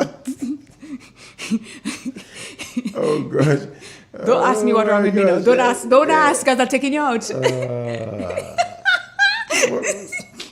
Donna Sandy, good morning. I know you're at work now. Good morning to you. Hope all is well. And let me say good morning to the Fufu gang. We have a Fufu gang, the dog Fufu. Oh, you forget. No, I don't forget. I know they're listening now. Last week I did forget. Yes. But I remember, look at the time, and the Fufu gang it's Fufu herself, her mother, her grandmother, and her godmother. And the kings and queens and in-betweens where Fufu is concerned. Fufu, good morning to you all, and I know that you all are listening. Thank you so much for checking in. It says, hardships promote personal growth. Many people confess that they have experienced the most growth during a tough time. For example, someone who messed up and failed at something could learn from the mistakes and bounce back stronger than before. That is what I'm talking about. Yeah.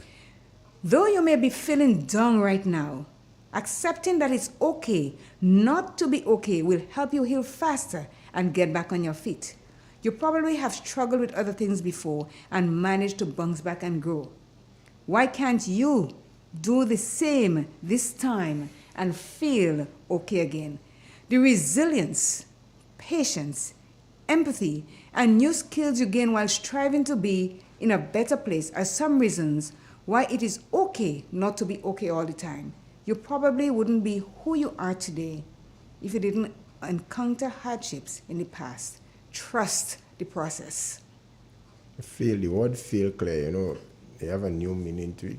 Or maybe the meaning was there. It was there all the time we didn't know. First attempt in learning. Yes. I love it. Yes. Yes. Yeah, first attempt in learning. And the final one is everybody struggles. When facing challenges, it is easier to think that everyone else has a perfect life.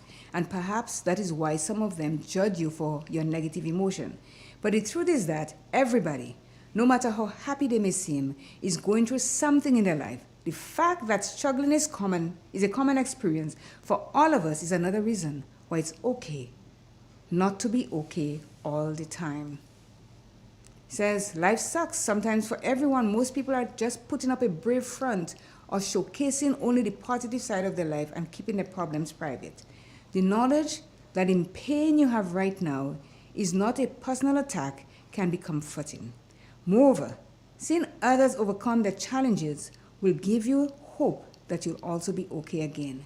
Even though it will probably be hard to do, accept that it is okay not to be okay and find you are not alone in this. And in conclusion, Jester, always be true to yourself by accepting what is going on around you and know that it is okay not to be okay, and it's not a sign of weakness. Well said. It is 3 minutes to the hour of 10 o'clock. Your piece. You know, Claire, that topic is just so unique, and I never thought the effects that would have really would have come out of it the way it did this morning, really and truly, because I had seen that topic as, well, I think, what kind of topic is that this morning? I don't like you, no, honestly. I really actually don't like you. But I'm telling you, like, going through it, man, I'm telling you, and with the way Mr. Snack come and put it into perspective again, Claire, I think so many people have a very clear, very comprehensive understanding of how the topic have been unfolded. Yeah, and you know they know exactly what is happening with regards. And you know, if you realize, we did not receive a lot of calls this morning. No. And you know why again? they just soaking it in. Yes. Just absorbing it. Yes. Yeah. Because it is, you know, because we all tell ourselves that we have to be okay all the time. Yeah. And that's not true. That is not true at all. That is not true at all, because we all go through things. And if the first thing when somebody say, "How are you?" I'm okay. Because we are trained to say that we are okay. Whether we are going habitual, to yes, we are okay. Well, you're not okay, and people can see that you're not okay when you're not okay. So don't go making yourself not okay because of what you think people might perceive of you. Tell them, jump the lake and swim while they're at it, because you would know how long you're willing to go through that process of healing yourself to be A-okay. So again, Claire, I just want to take the time off to thank all the listeners and viewers for taking the time off to listen to another topic that would edify them, I believe. Well, I know that. I don't just believe, you know. So until next week, Tuesday, God's will, until we catch up again with another interesting topic. It is okay, and people always remember, it is okay not to be okay. Don't let emotions and everything keep you down from not saying, I could deal with this, I can do it. And the positivity of your friends. Some of us, we say the things that we think would make the person feel better, and sometimes it makes you feel worse. So think about what you come in with before you say, just get over it. What is there to be angry about? You don't know me. Be a little bit more sensitive. Yes. Yeah. Yes. That's right. So let me say thank you to each and every one of you that listened this morning, those on the live and those that we did not see, but we know that they are listening. We say thank you, and hopefully, whatever it is that we spoke about this morning, a little bit of it you will be able to apply in your life and know that it is okay not to be okay all the time. It is 10 o'clock inside the studio of Real FM. It is news as we leave. Triple N. Informative, entertaining, and first. Every hour on the hour.